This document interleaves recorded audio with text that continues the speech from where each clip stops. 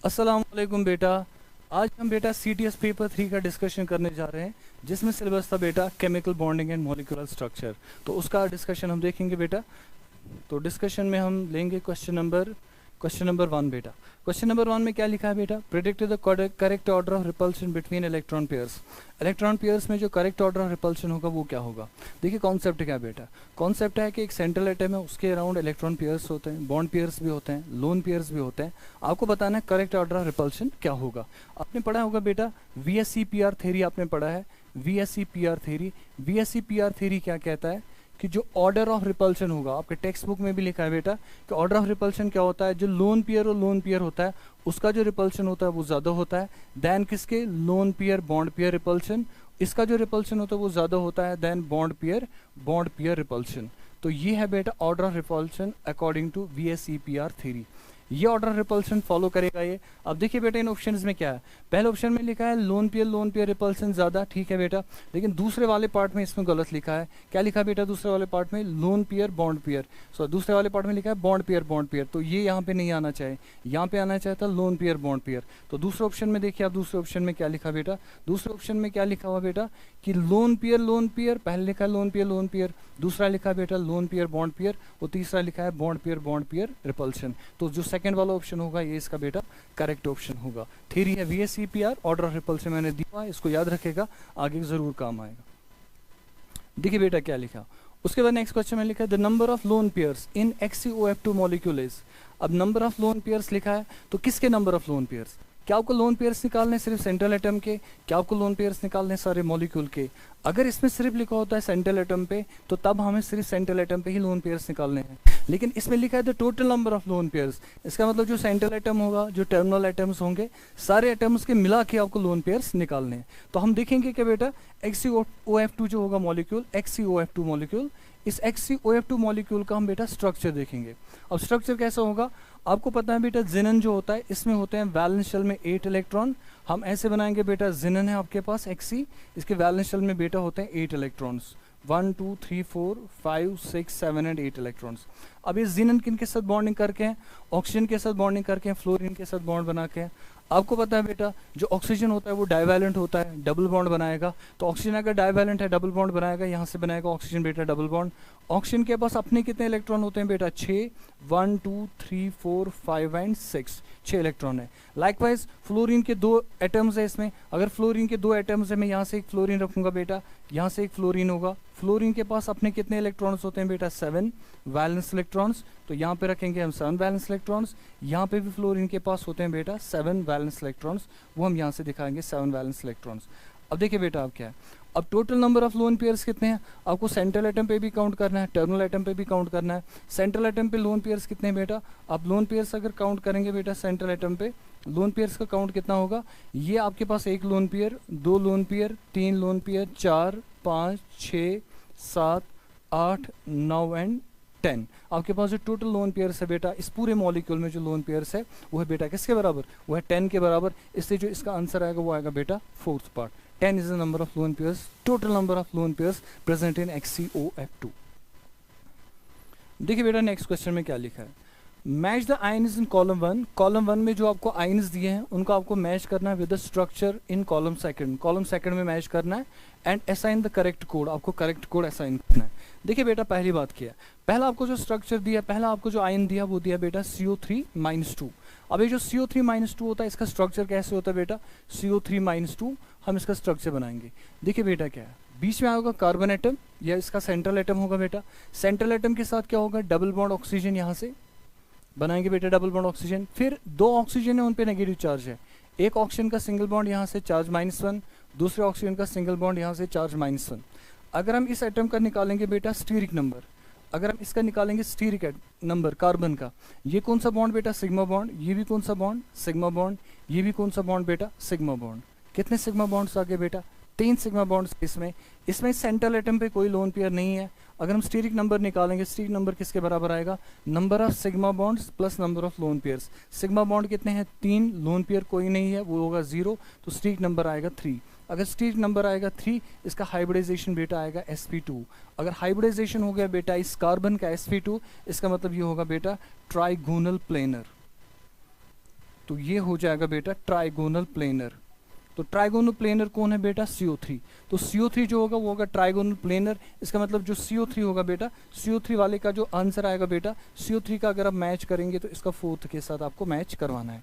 अब ऐसा पहला वाला फोर्थ, अब देखिए ऑप्शन नंबर 2 और ऑप्शन नंबर 3 में जो ए लिखा है ना बेटा, ए कार्बोनेट आयन, कार्बोनेट आयन का जो कॉलम 2 में आंसर आएगा वो 4 आएगा। अब आपको डिसाइड करना है बी पे आप डिसाइड कर सकते हैं क्या होगा। तो बी क्या है आपके पास? बी है बेटा I3 आपके पास प्लस, उसके बाद क्या है सी। इनमें से आपको इजी कौन लग रहा है बेटा? आप इजी पे जाइए ना, जल्दी इजी देखिए आंसर क्या है। अब इजी सी पे जा सकते हैं या फोर्थ पे जा सकते हैं। अगर आपको I3 प्लस चाहिए बेटा, अगर आपको I3 प्लस का क्या निकालना है बेटा, I3 प्लस का आपको निकालना है क्या आएगा? State number. तो I3 प्लस आप ऐसे निकालेंगे, ये आपके पास बेटा आयोडीन है, ये लेंगे बेटा आप आयोडीन, ये लेंगे हम बेटा आयोडीन I, दूसरा आयोडीन लेंगे I, और तीसरा आयोडीन भी लेंगे हम बेटा I। ये हमने लिए 3 आयोडीन। अब ये 3 आयोडीन ले लिए, आयोडीन तीनों पे कितने हैं बेटा? 7-7 इलेक्ट्रॉन है। मैं लिखूंगा ऐसे 1 2, एक शेयर किया हुआ आयोडीन ने, 3 4, 1 2 3 4 5 6 एंड 7, 7 इलेक्ट्रॉन। इस आयोडीन के भी कितने इलेक्ट्रॉन होंगे? 7, 1 2 3 4 5 6 एंड 7 इलेक्ट्रॉन। अब इस वाले सेंट्रल पे के पास कितने होंगे बेटा इलेक्ट्रॉन्स? क्या इसके पास भी 7 इलेक्ट्रॉन होंगे? नो।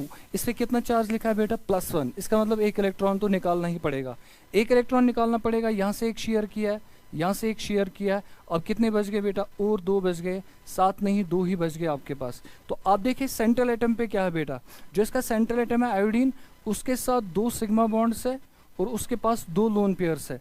अगर 2 सिग्मा बॉन्ड्स होंगे और 2 लोन पेयर्स होंगे तो स्ट्रक्चर कैसा बनेगा बेटा इसका? आयोडीन ऐसा होगा जैसे वाटर का स्ट्रक्चर होता है बैंड, इसका स्ट्रक्चर भी बैंड बनेगा। यहाँ से आयोडीन बेटा, यहाँ से आयोडीन आएगा। इस आयोडीन पे जो होंगे बेटा 2 लोन पेयर्स होंगे, 1 और 2 लोन पेयर्स। आप देखिए बेटा इसका स्टेट नंबर क्या आएगा? अगर इसका स्टेट नंबर देखेंगे, स्टेट नंबर आएगा इसका 4, हाइब्रिडाइजेशन होगा sp3। लेकिन इसकी जो शेप होगी बेटा, शेप कैसा होगा? ये होगा बेटा बेंट। जो शेप होगा इसका वो क्या होगा बेटा? Its shape would be bent shape. तो अगर आप I3 लेंगे, I3 बेंट होता है, इसका मतलब जो बी का आएगा आंसर वो कितना आएगा बेटा? बी का आएगा आंसर 2। तो हम मानेंगे कि ये इसका 2 आंसर होगा। अब हमने बी यहाँ पे क्या लिखा है बेटा? यहाँ पे लिखा है 3, इसका मतलब 3 आंसर नहीं हो सकता। So it's correct answer is 3। चले बेटा आगे देखिए बेटा क्या लिखा, which are the following molecules has highest dipole moment. इसमें से कौन सा मॉलिक्यूल है जिसका डाइपोल मोमेंट होगा सबसे ज्यादा? तो कौन से मॉलिक्यूल का डाइपोल मोमेंट होगा सबसे ज्यादा वो समझिए आप बेटा। हम क्या लेंगे? पहले लेंगे हम NH3। NH3 का स्ट्रक्चर आपको पता है बेटा, पायरामिडल होता है, sp3 हाइब्रिडाइजेशन होता है नाइट्रोजन एटम का। तो ये आपने दिखा बेटा 3 हाइड्रोजन्स और यहाँ से इसको एक लोन पेयर भी प्रेजेंट है। This is the lone pair, ये आपने दिखा दिया बेटा लोन पेयर। अगर ये लोन पेयर आपने दिखा दिया, अब देखिए बेटा इसका क्या है, इसका अगर आप देखेंगे ना, इसके जो बॉन्ड्स है, बॉन्ड्स इसके पोलर है, क्योंकि नाइट्रोजन और हाइड्रोजन में इलेक्ट्रोनेगेटिविटी का डिफरेंस तो है, तो बॉन्ड्स पोलर है। इसका जो बॉन्ड डाइपोल होगा उसका डायरेक्शन ऐसे होगा, क्योंकि नाइट्रोजन ज़्यादा इलेक्ट्रोनेगेटिव है, तो यहाँ से भी बॉन्ड डाइपोल का डायरेक्शन यहाँ जाएगा। नाइट्रोजन ज़्यादा इलेक्ट्रोनेगेटिव है, यहाँ से बॉन्ड डाइपोल का ऐसा डायरेक्शन आएगा। तो तीनों बॉन्ड जो है वो पोलर है और जो बॉन्ड डाइपोल का डायरेक्शन है वो है टुवर्ड्स नाइट्रोजन एटम। अब जो ये ऑर्बिटल डाइपोल है, इसका भी अपना डाइपोल होगा। ये कैसे दिखाते हैं हम? Away from the atom on which it is present, तो इसका डायरेक्शन ऐसा होगा। अब देखिए इन सारों का, इन तीनों का रिजल्टेंट कोई निकलेगा वो इसके साथ एडअप हो जाएगा। तो इन तीनों का जो रिजल्टेंट होगा वो इसके साथ रीइंफोर्स हो जाएगा, इसके साथ एडअप हो जाएगा। और अकॉर्डिंग टू टेक्स्ट बुक अगर हम देखेंगे इसका डाइपोल मोमेंट कितना होता है, वो होता है 1.47 Debye. It is according to textbook इसका इतना वैल्यू होगा। Your answer is NH3 polar है नॉन पोलर? आंसर इज कि जो NH3 होता है इट इज पोलर, इसका डाइपोल मोमेंट होगा बेटा कितना? 1.47। और दूसरा ऑप्शन देखिए बेटा, वाटर लिया आपके पास। अगर आपको वाटर, पहले हम इन दो का कंपैरिजन करेंगे, NH3 एंड NF3। अगर मैं लूंगा बेटा NF3, नाइट्रोजन ऐसे, यहाँ पे फ्लोरीन, यहाँ पे ऐसे फ्लोरीन एटम्स, और नाइट्रोजन एटम पे प्रेजेंट एक बेटा लोन पेयर ऑफ इलेक्ट्रॉन्स। अगर lone pair of electrons present होगा, आप बेटा ध्यान से समझ लेना।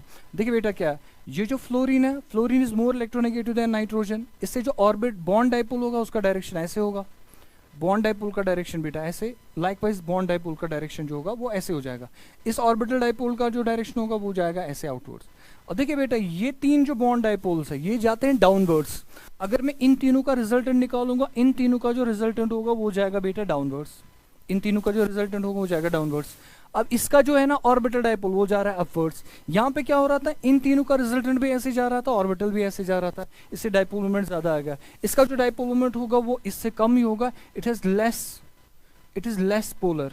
ये होगा बेटा लेस पोलर, इसका होगा लेस डाइपोल मोमेंट। तो कुछ वैल्यू दिया होगा टेक्स्ट बुक में अराउंड 0.23 डी बाई इसका वैल्यू दिया होगा। इसका डाइपोल मोमेंट बेटा इतना कम होता है, कितना वैल्यू होगा अराउंड 0.23 डी बाई होगा इसका बेटा डाइपोल मोमेंट।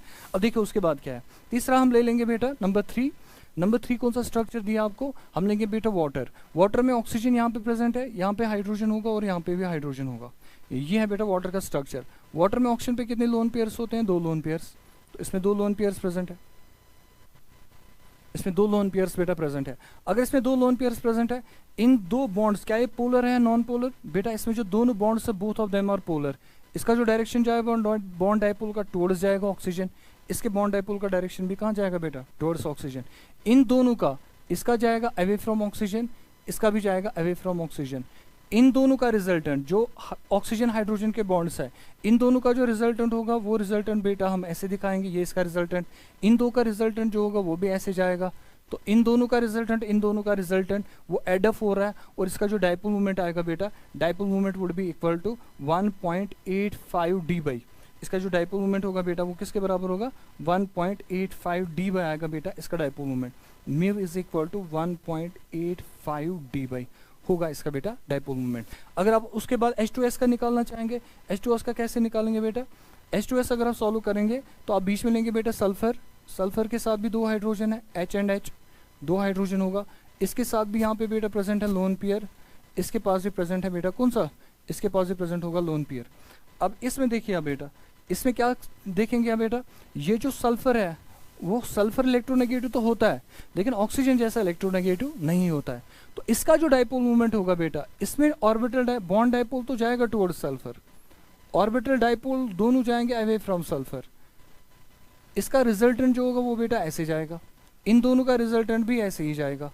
अब ये भी एक तरीके से डाइपोल जो है ना, बॉन्ड डाइपोल और ऑर्बिटल डाइपोल का जो रिजल्टेंट जा रहा है वो जा रहा है सेम डायरेक्शन में। अगर सेम डायरेक्शन में जा रहा है तो इसका डाइपोल मोमेंट कितना होगा, क्या इससे ज्यादा होगा या इससे कम। फिलहाल तो अभी इन 3 में से जो डाइपोल मोमेंट है वो इसका ज्यादा है। इसका क्यों ज्यादा है, बॉन्ड्स भी पोलर ज्यादा होंगे, ऑक्सीजन ज्यादा इलेक्ट्रोनेगेटिव है नाइट्रोजन से, तो यहाँ पे जो बॉन्ड्स होंगे उनका बॉन्ड डाइपोल ज्यादा होगा। इसमें 2 लोन पेयर्स होंगे, इसमें ऑर्बिटल डाइपोल भी ज्यादा होगा और नेट डाइपोल मोमेंट भी ज्यादा होगा। क्या इसका डाइपोल मोमेंट इससे ज्यादा होगा या कम, इसका जो डाइपोल मोमेंट होगा वो इससे कम होगा, क्योंकि सल्फर जो होता है वो लेस इलेक्ट्रोनेगेटिव होता है। इसके जो बॉन्ड्स होंगे उनका जो बॉन्ड डाइपोल होगा वो उसकी वैल्यू जो होगी वो कम होगी। इससे इन दोनों में से भी जो ज्यादा पोलर होगा वो कौन होगा, वाटर। इससे जो इस क्वेश्चन का आंसर आएगा वो क्या आएगा बेटा, इस क्वेश्चन का आंसर आएगा बेटा वाटर आएगा इसका आंसर। चले बेटा नेक्स्ट स्लाइड पे देखिए बेटा क्या लिखा है, एट द इक्विलिब्रियम। जब आप इक्विलिब्रियम पे आएंगे, अब कौन सा इक्विलिब्रियम दिया है ये बेटा, जब आप 2 एटम्स को अप्रोच करवाते हैं एक दूसरे के साथ तब वो वाला इक्विलिब्रियम। जब इक्विलिब्रियम आएगा एट द इक्विलिब्रियम, इक्विलिब्रियम का क्या मतलब हुआ, अगर आप 2 एटम्स को आपस में अप्रोच कर रहे हैं बेटा, उनको करीब ला रहे हैं, अगर आप एटम्स को करीब ला रहे हैं, एक टाइम ऐसा आएगा जब उनके बीच में जो फोर्स ऑफ अट्रैक्शन होगा और फोर्स ऑफ रिपल्शन होगा वो बैलेंस हो जाएगा। उस स्टेट को हम नाम बोलते हैं बेटा इक्विलिब्रियम स्टेट। उस इक्विलिब्रियम स्टेट पे क्या होगा बेटा, internuclear distance, internuclear distance the potential energy touch minimum. अगर हम लेंगे equilibrium internuclear distance, equilibrium internuclear distance means जैसे ही फोर्स ऑफ अट्रैक्शन और फोर्स ऑफ रिपल्शन 2 एटम्स के बीच में बैलेंस होगा, उस वक्त जो इंटरन्यूक्लियर डिस्टेंस होगी वो क्या हो जाएगी, इंटरन्यूक्लियर डिस्टेंस। अगर इक्विलिब्रियम इंटरन्यूक्लियर डिस्टेंस होगा, जो पोटेंशियल एनर्जी होगी वो मिनिमम हो जाएगी, पोटेंशियल एनर्जी मिनिमम हो जाएगी। और ये बात तो सच भी है, क्योंकि फोर्स ऑफ अट्रैक्शन और फोर्स ऑफ रिपल्शन क्या हो रहा है बेटा, वो तो बैलेंस हो रहा है। अगर बैलेंस हो रहा है, ये तो है स्टेटमेंट 1 और ये बात लिखा है बिल्कुल सही, ठीक है। दूसरा, on bringing the nucleus closer than the bond length। अब बेटा इसको मैं ऐसे समझाऊंगा, मान लीजिए आपने एक हाइड्रोजन एटम लिया हुआ बेटा और दूसरा हाइड्रोजन एटम लिया हुआ। अब ये हाइड्रोजन एटम जो 2 है ये आइसोलेटेड है, आइसोलेटेड इनके बीच में कोई फोर्स ऑफ अट्रैक्शन नहीं, कोई फोर्स ऑफ रिपल्शन नहीं। You are bringing them closer. अगर आप इनको क्लोजर लाओगे तो ये बॉन्डिंग कर लेंगे, जितना आप क्लोजर लाओगे इनका जो पोटेंशियल एनर्जी होगा वो डिक्रीज हो जाएगा। एक टाइम ऐसा आएगा जब ये इतना क्लोज आएंगे, इतना क्लोज आएंगे 2 हाइड्रोजन एटम कि इन 2 एटम्स के बीच में जो फोर्स ऑफ अट्रैक्शन होगा, जो फोर्स ऑफ रिपल्शन होगा वो बैलेंस हो जाएगा। उस वक्त इन 2 एटम्स के न्यूक्लियर के बीच में जो इंटरन्यूक्लियर डिस्टेंस होगा उसको बोलेंगे हम बेटा इक्विलिब्रियम इंटरन्यूक्लियर डिस्टेंस। तब उस वक्त क्या होगा, जब force of attraction force of repulsion balance हो जाएगा, जो पोटेंशियल एनर्जी हो जाएगी, पोटेंशियल एनर्जी उस वक्त मिनिमम होगी। तो पहली बात जो लिखी है स्टेटमेंट वो बिल्कुल सही लिखी है। उसके बाद क्या लिखा है, on bringing the nuclear closer then bond length. अब यहाँ पे जो इनके न्यूक्लियर के बीच में डिस्टेंस है इसको बॉन्ड लेंथ बोलेंगे। अब उसके बाद अगर इनको फर्दर क्लोज लाएंगे, अगर आप दो हाइड्रोजन एटम्स को और क्लोज लाओगे, जैसे आप बेटा उनको और क्लोज लाओगे, और क्लोज लाने पे क्या होगा, आपको इनको एनर्जी देनी पड़ेगी तब ये क्लोज आएंगे। क्यों? इनका फोर्स और अट्रैक्शन रिपल्शन क्या हुआ, वो तो बैलेंस हुआ है। अगर आप इनको नजदीक लाएंगे, नजदीक एनर्जी देनी पड़ेगी तो पोटेंशियल एनर्जी बढ़ेगी। तो वही लिखा है बेटा, क्या लिखा है, on bringing the nuclear closer then bond length results in sudden decrease. No, decrease नहीं होना चाहिए, it should have been increase in potential energy, क्योंकि आपको वर्क करना पड़ेगा, पोटेंशियल एनर्जी तब बढ़ेगी। तो इसलिए आप क्या करेंगे, स्टेटमेंट 1 जो लिखा है वो ठीक लिखा है, स्टेटमेंट 2 जो वो गलत लिखा है, statement 1 is correct and statement 2 is incorrect. ये इसका करेक्ट आंसर बनेगा। देखिए बेटा, example of expanded octet is, इनमें से कौन सा एग्जाम्पल है बेटा एक्सपैंडेड ऑक्टेट का। अब एक्सपैंडेड ऑक्टेट का एग्जाम्पल क्या है, पहली बात तो लेंगे हम H2S। अगर हम H2S लेंगे, इस H2S N example of expanded octet.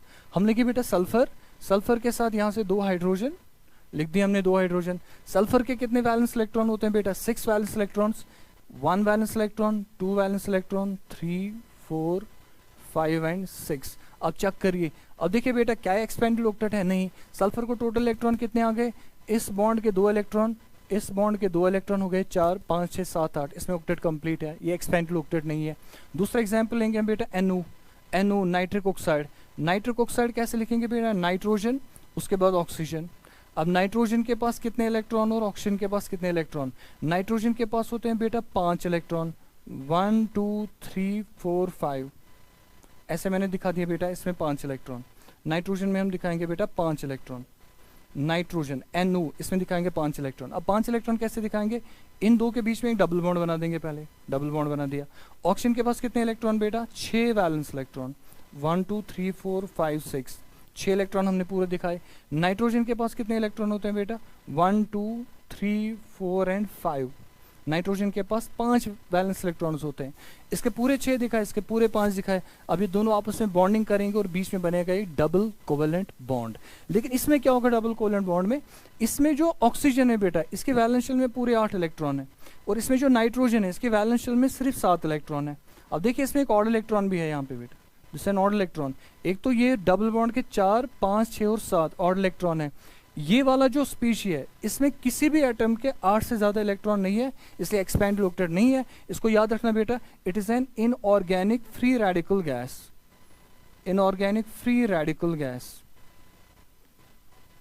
It is an inorganic free radical gas. ये होता है बेटा इनऑर्गेनिक फ्री रेडिकल गैस। तो इसमें ऑक्टेट किसी का ऑक्टेट से ज़्यादा इलेक्ट्रॉन नहीं है, तो शॉर्ट ऑफ ऑक्टेट है एक एटम, दूसरा नहीं है। लेकिन अब देखिए बेटा उसके बाद आगे बढ़िए, अब आगे हम क्या ले लेंगे बेटा, नेक्स्ट हम ले लेंगे बेटा कौन सा, HNO3 nitric acid. Nitric acid में जो सेंट्रल एटम होगा वो नाइट्रोजन होगा, तो आप दिखाएंगे सेंट्रल एटम है बेटा आपके पास कौन सा, nitrogen is a central atom. अगर नाइट्रोजन है सेंट्रल एटम, नाइट्रोजन के पास कितने वैलेंस इलेक्ट्रॉन होते हैं बेटा, इसके पास 5 वैलेंस इलेक्ट्रॉन होते हैं, 1, 2, 3, 4 एंड 5 वैलेंस इलेक्ट्रॉन दिखा दिए मैंने 5।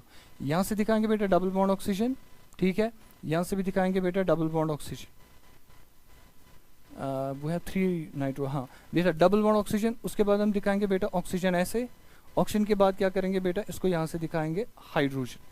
तो अब देखिए इसमें क्या है, HNO3, एक तो HN है और N और 3 ऑक्सीजन है बेटा। अब आप इसमें देखिए बेटा, इसमें एक्सपेंडेड ऑक्टेट कहाँ पे है, इसमें हम बेटा just I need a correction here, इसमें क्या होगा बेटा, इसमें हम ऐसे लिखेंगे, ये जो नाइट्रोजन है ये नाइट्रोजन है, इसके पास कितने इलेक्ट्रॉन है बेटा, 2 वैलेंस इलेक्ट्रॉन। यहाँ पे क्या प्रेजेंट है बेटा, ऑक्सीजन। जो ऑक्सीजन है बेटा, ऑक्सीजन के पास क्या होते हैं बेटा, अपने ही 6 इलेक्ट्रॉन्स, मैंने दिखाया इसके अपने 6 इलेक्ट्रॉन्स। अब ये जो 2 इलेक्ट्रॉन्स है नाइट्रोजन एटम के, ये इनके साथ बनाएंगे बेटा एक कोऑर्डिनेट बॉन्ड। अब आप चेक करिए बेटा नाइट्रोजन के पास कितने इलेक्ट्रॉन्स है, नाइट्रोजन के पास इलेक्ट्रॉन ये हो गए 4 इलेक्ट्रॉन, ये हो गए बेटा 2 इलेक्ट्रॉन, और ये भी कितने हो गए 2 इलेक्ट्रॉन। टोटल में नाइट्रोजन पे कितने इलेक्ट्रॉन आ गए, 8 इलेक्ट्रॉन। तो ये इलेक्ट्रॉन एक्सपेंडेड ऑक्टेट का एग्जाम्पल नहीं है, इसमें सिर्फ 8 इलेक्ट्रॉन है। ऑक्सीजन पे देखिए आप बेटा, ऑक्सीजन 6 इलेक्ट्रॉन होंगे, इस पर भी 1, 2, 3, 4, 5, 6, देखो 2 तो शेयर कर लिए बेटा, 1, 2, 3, 4, 5 एंड 6, 2 शेयर कर लिए।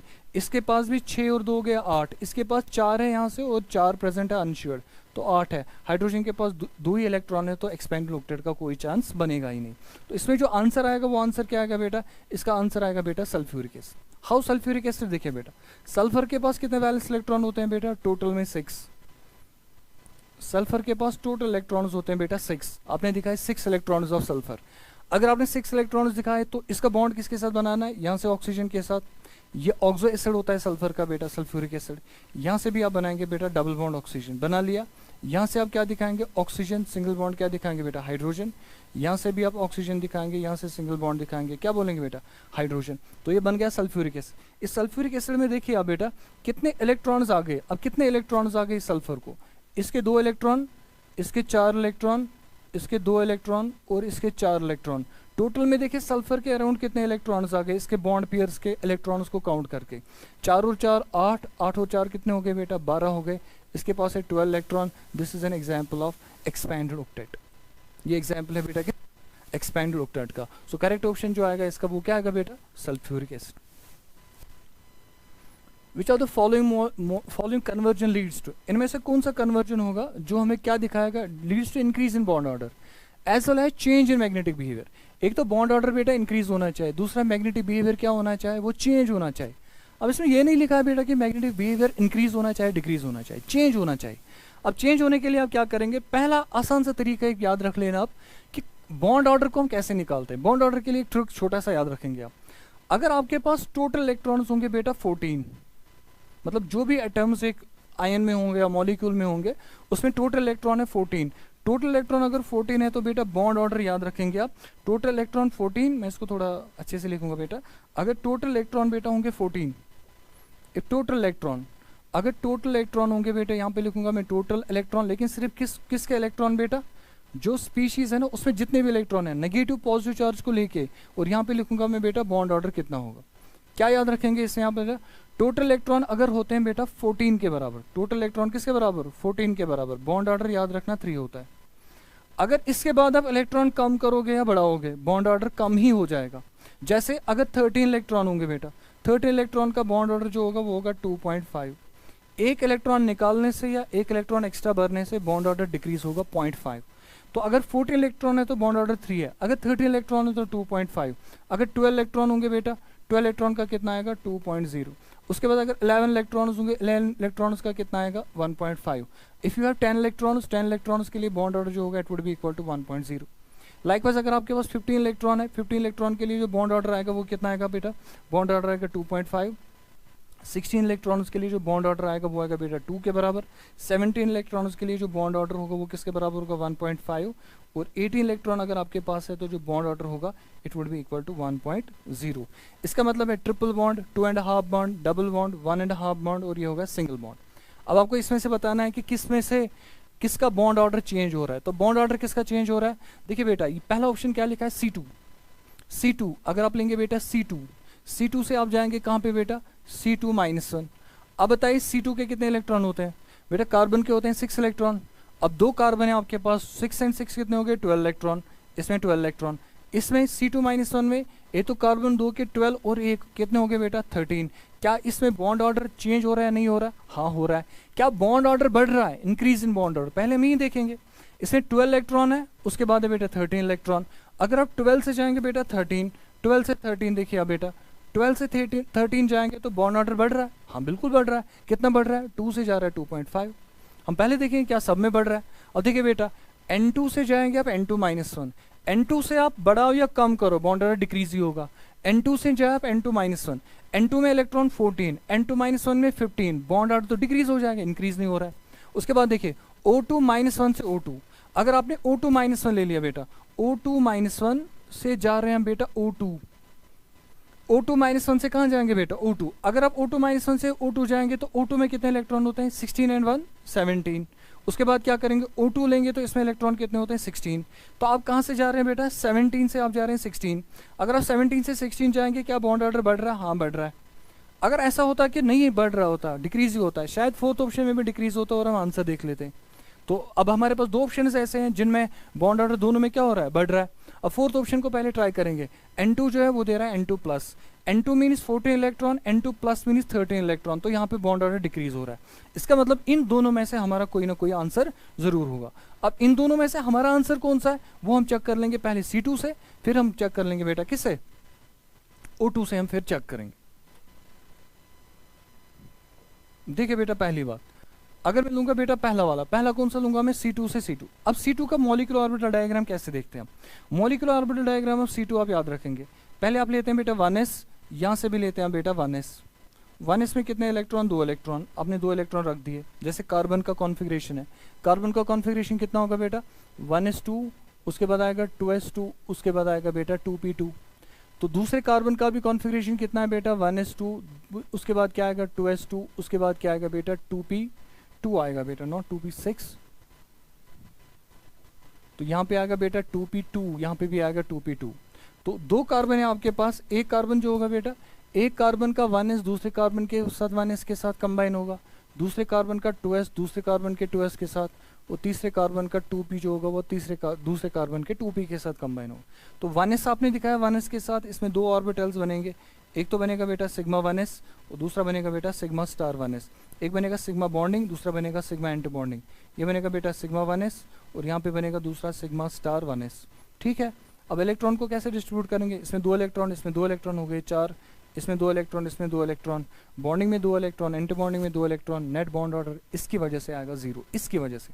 ये तो हो गया 1s। लाइकवाइज अगर आप 2s देखेंगे, 2s के साथ कंबाइन होगा, तो यहाँ पे 1s की जगह 2s लिखेंगे, यहाँ पे भी लिखेंगे 2s, यहाँ पे आएगा सिग्मा 2s, यहाँ पे आएगा सिग्मा स्टार 2s, इसमें आएंगे 2 इलेक्ट्रॉन, इसमें आएंगे 2 इलेक्ट्रॉन, उसकी वजह से भी बॉन्ड ऑर्डर 0।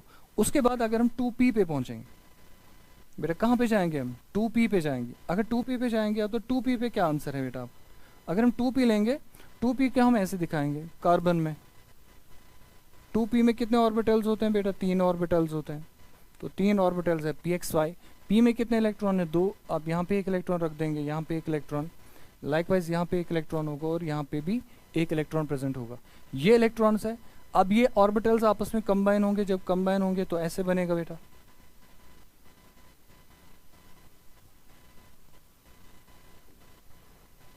ये क्या बनेगा बेटा, पाई 2px, ये बनेगा बेटा पाई 2py, ये क्या बनेगा बेटा सिग्मा 2pz।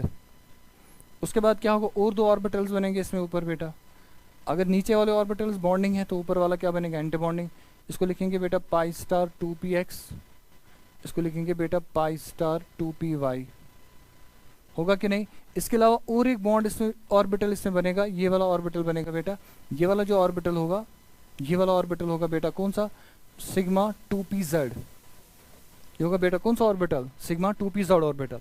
अगर ये सिग्मा 2pz ऑर्बिटल है, आपके पास कितने इलेक्ट्रॉन्स है टोटल, या फिर total of 4 electrons left with you, 2 on each carbon, यहाँ पे भी 2, यहाँ पे भी 2। आपको क्या करना है बेटा, इन इलेक्ट्रॉन्स को फिल करना है। आप फिल करेंगे तो कैसे करेंगे, यहाँ पे रख देंगे 2 इलेक्ट्रॉन, यहाँ पे रख देंगे 2 इलेक्ट्रॉन। तो अगर आपने 2 इलेक्ट्रॉन रख दिए, तब इस इलेक्ट्रॉन की वजह से क्या होगा, पहली बात है कि जो अगर आप C2 लेंगे बेटा, C2 में सारे इलेक्ट्रॉन्स जो होंगे, देखिए 1s और 1s जब आपस में कंबाइन होंगे तो sigma 1s and sigma star 1s बनेगा। उनमें सारे इलेक्ट्रॉन्स पेयर्ड है तो डायमैग्नेटिक। 2s के साथ कंबाइन होंगे तो सारे इलेक्ट्रॉन्स जो है वो क्या बेटा, सारे इलेक्ट्रॉन्स क्या होंगे, पेयर्ड, वो भी होगा डायमैग्नेटिक। अब जो 2p में ऑर्बिटल्स थे वो गए पाई 2px में और किस में गया, पाई 2py में। इसमें भी जो इलेक्ट्रॉन्स होंगे क्या वो पेयर्ड है अनपेयर्ड, वो पेयर्ड है, इसका मतलब ये होगा डायमैग्नेटिक। जो C2 होगा बेटा इट इज डायमैग्नेटिक, C2 क्या होगा बेटा, डायमैग्नेटिक। अब दूसरा आपको कौन सा स्पीशी दिया है, C2-1। C2-1 का मतलब क्या है, आपको इसमें 1 इलेक्ट्रॉन बढ़ाना है। अगर हम 1 इलेक्ट्रॉन बढ़ाएंगे, या तो इस साइड में बढ़ा दो, इस साइड में बढ़ा दो, 1 इलेक्ट्रॉन बढ़ा दिया। जब आप 1 इलेक्ट्रॉन बढ़ाएंगे वो किस में जाएगा, सिग्मा 2pz में। जब वो इलेक्ट्रॉन गया बेटा सिग्मा 2pz में, सिग्मा 2pz में इलेक्ट्रॉन गया तो ये आ गया अनपेयर्ड इलेक्ट्रॉन। अगर ये अनपेयर्ड इलेक्ट्रॉन होगा तो C2-1 जो होगा वो होगा बेटा पैरामैग्नेटिक। क्या होगा बेटा, पैरामैग्नेटिक। अब आप समझिए बेटा क्या हो रहा है या नहीं हो रहा है। Which are the following conversion leads to increase in bond order. क्या C2 से C2- में जाएंगे बॉन्ड ऑर्डर बढ़ेगा, हाँ बिल्कुल बढ़ेगा। 12 से 13 जाएंगे तो बॉन्ड ऑर्डर बढ़ेगा। क्या चेंज इन मैग्नेटिक बिहेवियर होगा, बिल्कुल होगा। C2 जो होगा वो होगा डायमैग्नेटिक और C2-1 जो होगा वो होगा पैरामैग्नेटिक। C2 में कोई अनपेयर्ड इलेक्ट्रॉन नहीं, C2-1 में जरूर प्रेजेंट होगा बेटा एक अनपेयर्ड इलेक्ट्रॉन। C2- में एक अनपेयर्ड इलेक्ट्रॉन होगा, इसलिए इसका मैग्नेटिक बिहेवियर जो होगा पैरामैग्नेटिक होगा। इसका मैग्नेटिक मूवमेंट होगा बेटा √3bm, इसके बराबर होगा। Hope this answer is question.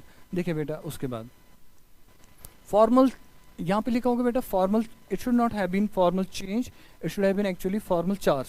तो यहाँ पे होना चाहिए बेटा formal charge ARG, formal charge on nitrogen NO2 molecule is. जो NO2 मॉलिक्यूल है उसमें नाइट्रोजन पे फॉर्मल चार्ज कितना है। तो फॉर्मल चार्ज कैसे निकालेंगे, आसान है बेटा। हम क्या करेंगे, नाइट्रोजन ले लेंगे। नाइट्रोजन के पास कितने वैलेंस इलेक्ट्रॉन होते हैं बेटा, 5 वैलेंस इलेक्ट्रॉन, 1 2 3 4 एंड 5, ये वैलेंस इलेक्ट्रॉन है। ऑक्सीजन कितने बेटा, 2। एक ऑक्सीजन के साथ क्या करेगा बेटा, डबल बॉन्ड बनाएगा, बना लिया ऑक्सीजन। ऑक्सीजन के पास अपने इलेक्ट्रॉन है बेटा 6, बना लिए 6 इलेक्ट्रॉन। और दूसरे ऑक्सीजन के साथ क्या करेगा, आप बोलेंगे सर यहाँ से भी डबल बॉन्ड बनाएगा, लेकिन यहाँ से डबल बॉन्ड बनाएगा ही नहीं। क्यों नहीं बनाएगा, अगर इसने यहाँ से डबल बॉन्ड बना लिया नाइट्रोजन ने, तो नाइट्रोजन के कितने बॉन्ड्स आएंगे बेटा, यहाँ से 2 और यहाँ से भी 2, कितने हो गए बेटा, 4। क्या नाइट्रोजन 4 बॉन्ड्स बनाता है फिर वो न्यूट्रल रहता है, नहीं, उस पर चार्ज आता है पॉजिटिव। तो अगर आपने यहाँ से 2 बॉन्ड्स बनाए तो ये तो न्यूट्रल नाइट्रोजन आएगा, 4 इसकी वैलेंसी हो जाएगी और उसमें ऑड इलेक्ट्रॉन भी बचेगा और चार्ज भी नहीं आएगा, वो गलत हो जाएगा। नाइट्रोजन की मैक्सिमम कोवैलेंसी होती है 4, और अगर 4 होगी मैक्सिमम कोवैलेंसी तब वो 4 बॉन्ड्स बनाएगा, लेकिन चार्ज कितना आएगा बेटा, +1 आएगा चार्ज। अब देखिए बेटा यहाँ पे क्या है, अब ये वाले जो 2 इलेक्ट्रॉन्स होंगे ये इसके साथ बनाएंगे बेटा कोऑर्डिनेट बॉन्ड। ये वाले जो 2 इलेक्ट्रॉन्स होंगे इसके साथ क्या बनाएंगे बेटा, कोऑर्डिनेट बॉन्ड। इन्होंने कोऑर्डिनेट बॉन्ड तो बना लिया, अब यहाँ पे क्या बच गया बेटा, 1 इलेक्ट्रॉन बच गया। अगर 1 इलेक्ट्रॉन बच गया, अब देखिए बेटा क्या होगा, अब आपको निकालना है बेटा फॉर्मल चार्ज। अब फॉर्मल चार्ज कैसे निकालेंगे, पहली बात हम इस चीज को समझेंगे। बताए बेटा नाइट्रोजन के पास कितने वैलेंस इलेक्ट्रॉन है अपने फ्री एटम में, नाइट्रोजन के अगर आपको फॉर्मल चार्ज निकालना है, आपको देखना है number of valence electron in free atom. Nitrogen के फ्री एटम में कितने वैलेंस इलेक्ट्रॉन है, आप बोलेंगे सर इसमें फ्री इलेक्ट्रॉन है टोटल 5, लिख दिया आपने 5। उसके बाद माइनस क्या करेंगे, इस मॉलिक्यूल में इसमें अनशेयर्ड इलेक्ट्रॉन्स कितने हैं, क्या ये अनशेयर्ड इलेक्ट्रॉन्स है, नो, इन्होंने कोऑर्डिनेट बॉन्ड बना लिया। क्या ये वाला अनशेयर्ड इलेक्ट्रॉन है, सर है, तो अनशेयर्ड इलेक्ट्रॉन्स कितने होंगे, मैं लिखूंगा इसको USE, अनशेयर्ड इलेक्ट्रॉन्स कितने होंगे। माइनस क्या करेंगे बेटा, जितने बॉन्डिंग इलेक्ट्रॉन है, बॉन्डिंग इलेक्ट्रॉन कितने हैं, इसके 2 और इसके 2, कितने हो गए 6 बॉन्डिंग इलेक्ट्रॉन्स। देखो आप नंबर ऑफ बॉन्डिंग इलेक्ट्रॉन्स, मैं लिखूंगा बॉन्डिंग इलेक्ट्रॉन्स कितने होंगे, डिवाइड करूंगा बेटा इसको 2, 1 हाफ ऑफ बॉन्डिंग इलेक्ट्रॉन्स। ये याद रखना बेटा, ऐसे कुछ आपको सॉल्व करना है, ठीक है बेटा। तो आप लिखेंगे formal charge is equal to, formal charge किस पे निकालना बेटा, नाइट्रोजन पे।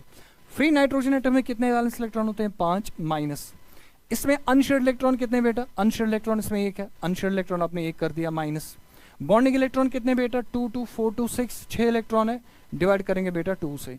तो बताइए फॉर्मल चार्ज कितना आएगा, formal charge is equal to 5 - 1, 6 - 1 कितना होता है 3, वो कितना आएगा बेटा 5 - 4, 5 - 4 कितना आएगा, वो आएगा बेटा +1 के बराबर। +1 would be the formal charge present on nitrogen. तो नाइट्रोजन का जो फॉर्मल चार्ज होगा वो कितना आएगा, वो आएगा बेटा +1। फॉर्मल चार्ज का बेटा एक और आसान सा तरीका है जो मैं आपको जरूर समझाऊंगा। वो फॉर्मल चार्ज का आसान तरीका क्या है वो आप समझ लेना बेटा। हमने नाइट्रोजन ऐसे बना लिया, आपने नाइट्रोजन बना लिया बेटा ऐसे, यहाँ से कौन सा बॉन्ड दिखा है, डबल बॉन्ड, यहाँ से कौन सा बॉन्ड दिखा है बेटा, कोऑर्डिनेट बॉन्ड ऑक्सीजन के साथ, और यहाँ पे क्या बचा बेटा, 1 इलेक्ट्रॉन। अब मुझे बताए बेटा, यहाँ पे इलेक्ट्रॉन आपको 1 दिखाना है, यहाँ पे इलेक्ट्रॉन आपको 1 दिखाना है, यहाँ पे भी आप इलेक्ट्रॉन 1 दिखाएंगे। दूसरा इलेक्ट्रॉन जो है, इस जो कोऑर्डिनेट बॉन्ड का दूसरा इलेक्ट्रॉन है वो दिखाएंगे ऑक्सीजन के साथ। अब देखिए आप नाइट्रोजन के अराउंड कितने इलेक्ट्रॉन है बेटा, नाइट्रोजन के अराउंड कितने इलेक्ट्रॉन है, फॉर्मल चार्ज निकालने का इजी तरीका है। इस नाइट्रोजन के अराउंड कितने इलेक्ट्रॉन है बेटा, नाइट्रोजन के अपने थे 5 इलेक्ट्रॉन, लेकिन यहाँ पे कितने हैं 1 2 3 एंड 4, 4 ही इलेक्ट्रॉन है, थे 5 लेकिन यहाँ पे दिख रहे हैं 4, तो 5 होने चाहिए थे, 4 ही प्रेजेंट है। इसमें कमी कितनी है, 1 इलेक्ट्रॉन की, +1। आसान है बेटा, +1 निकाल देंगे तो +1 आएगा बेटा इसका फॉर्मल चार्ज। देखिए बेटा क्या है, which are the following pairs of ions is isoelectronic. पहले हमें चेक करना है आइसोइलेक्ट्रॉनिक कौन है, और दूसरा पॉइंट क्या चेक करना है बेटा, एक तो आइसोइलेक्ट्रॉनिक और आइसोस्ट्रक्चरल, जिनका स्ट्रक्चर भी सेम होगा। अब आइसोइलेक्ट्रॉनिक पहले चेक करेंगे। आयोडीन का एटॉमिक नंबर कितना होता है 53, पहले हम लेंगे I3 - 1 एंड क्या लेंगे बेटा ICl2 - 1। आयोडीन का एटॉमिक नंबर कितना होता है 53, अगर आप 53 लेंगे तो क्या लिखेंगे बेटा 3 × 53, तो वो कितने हो गए बेटा 159, इसमें 159 इलेक्ट्रॉन है। आयोडीन कितने हो गए 53, 2 क्लोरीन के कितने हो गए 17 17 34, एक एक्स्ट्रा इलेक्ट्रॉन है तो 1, 4 3 7 1 8 5 3 8, इसका मतलब ये आइसोइलेक्ट्रॉनिक ही नहीं है, इसका मतलब I3 और ICl-2 आपस में आइसोइलेक्ट्रॉनिक नहीं है, इसलिए आइसोस्ट्रक्चरल भी नहीं हो सकते। तो पहला ऑप्शन इसका आंसर हो ही नहीं सकता है, पहला ऑप्शन इसका आंसर ही हो नहीं सकता है। अब देखिए बेटा दूसरे ऑप्शन में क्या करेंगे, दूसरा ऑप्शन क्या लिखा बेटा SO4 -2 एंड दूसरा क्या लिखा बेटा PO4 -3, PO4 -3, SO4 -3 and PO4 -3। पहले इनके इलेक्ट्रॉन्स को काउंट करेंगे। सल्फर के पास बेटा इलेक्ट्रॉन सल्फर के पास इलेक्ट्रॉन होते हैं बेटा 16। अगर सल्फर पे इलेक्ट्रॉन्स को काउंट करोगे कितने हैं बेटा 16। ऑक्सीजन के पास कितने इलेक्ट्रॉन होते हैं, एक ऑक्सीजन के पास कितने इलेक्ट्रॉन होते हैं बेटा 8। 4 पे कितने होंगे 8 × 4 32, तो यहाँ पे लिख देंगे बेटा 32। और चार्ज कितना लिखा -2, 2 इलेक्ट्रॉन ऐड भी किए हैं। अब देखा चेक करो 6 और 4 कितने हो गए 10, 0 आएगा, ऊपर आएगा 1, 1 और 4 कितने हो गए बेटा 40 इलेक्ट्रॉन इसमें। अब इसमें देखिए इलेक्ट्रॉन्स कितने हैं, फॉस्फोरस पे होते हैं 15 इलेक्ट्रॉन। 4 ऑक्सीजन के कितने इलेक्ट्रॉन होते हैं बेटा 4 ऑक्सीजन, एक ऑक्सीजन के 8, 4 ऑक्सीजन के 32, हमने लिख दिया बेटा 32 इलेक्ट्रॉन। चार्ज कितना है इसके ऊपर बेटा -3 है चार्ज, -3 मतलब 3 इलेक्ट्रॉन ऐड किए हैं। अगर 3 इलेक्ट्रॉन किए हैं तो वहाँ लिखेंगे 3। इनको सम करोगे आप बेटा वो भी कितना आएगा बेटा, वो आएगा 3 + 1 + 5 बेटा, जस्ट वेट 6 4 हो गए 10, 3 1 4 5 आएगा यहाँ पे आएगा बेटा 50 इलेक्ट्रॉन्स। तो यहाँ पे लिख देंगे हम बेटा 2, यहाँ पे आएंगे बेटा 50 इलेक्ट्रॉन्स, और यहाँ पे भी कितने इलेक्ट्रॉन्स आएंगे टोटल में बेटा 50 इलेक्ट्रॉन। तो ये दोनों आपस में कौन सी स्पीशीज है, आइसो इलेक्ट्रॉनिक तो है। अब हमें चेक करना है क्या आइसो स्ट्रक्चरल स्पीशीज है या नहीं है। इनके स्ट्रक्चर्स बनाएंगे तो स्ट्रक्चर बना के हमें समझ में आएगा। पहले हम बनाएंगे SO4-2। SO4-2 ऐसे होता है, S डबल बॉन्ड O, यहाँ से भी दूसरा डबल बॉन्ड O मान लेंगे हम बेटा, डबल बॉन्ड O ये दूसरा दिखाया। उसके बाद यहाँ से ऑक्सीजन एक है उस पर है -1 चार्ज, और एक ऑक्सीजन है यहाँ पे उस पर भी चार्ज कितना है बेटा -1। एक्चुअल में है ये सल्फ्यूरिक एसिड, इसमें से आपने 2 हाइड्रोजन निकाल दिए हैं तो 2 ऑक्सीजन पे आ गया नेगेटिव चार्ज, है तो सल्फ्यूरिक एसिड ही। अब देखिए बेटा इसका स्टीरिक नंबर कितना है, इसका स्टीरिक नंबर देखिए आप बेटा, स्टीरिक नंबर सल्फर का स्टीरिक नंबर देखिए कितने सिग्मा बॉन्ड्स है 1 2 3 एंड 4, इसके 4 सिग्मा बॉन्ड्स प्लस। क्या इसमें कोई लोन पेयर है बेटा, क्या इसमें कोई अनशेयर्ड इलेक्ट्रॉन बचा सल्फर में, नहीं बचा। अनशेयर्ड इलेक्ट्रॉन 0 है तो आंसर कितना आएगा 4। अगर 4 आएगा आंसर, इसका मतलब इसका हाइब्रिडाइजेशन होगा बेटा sp3।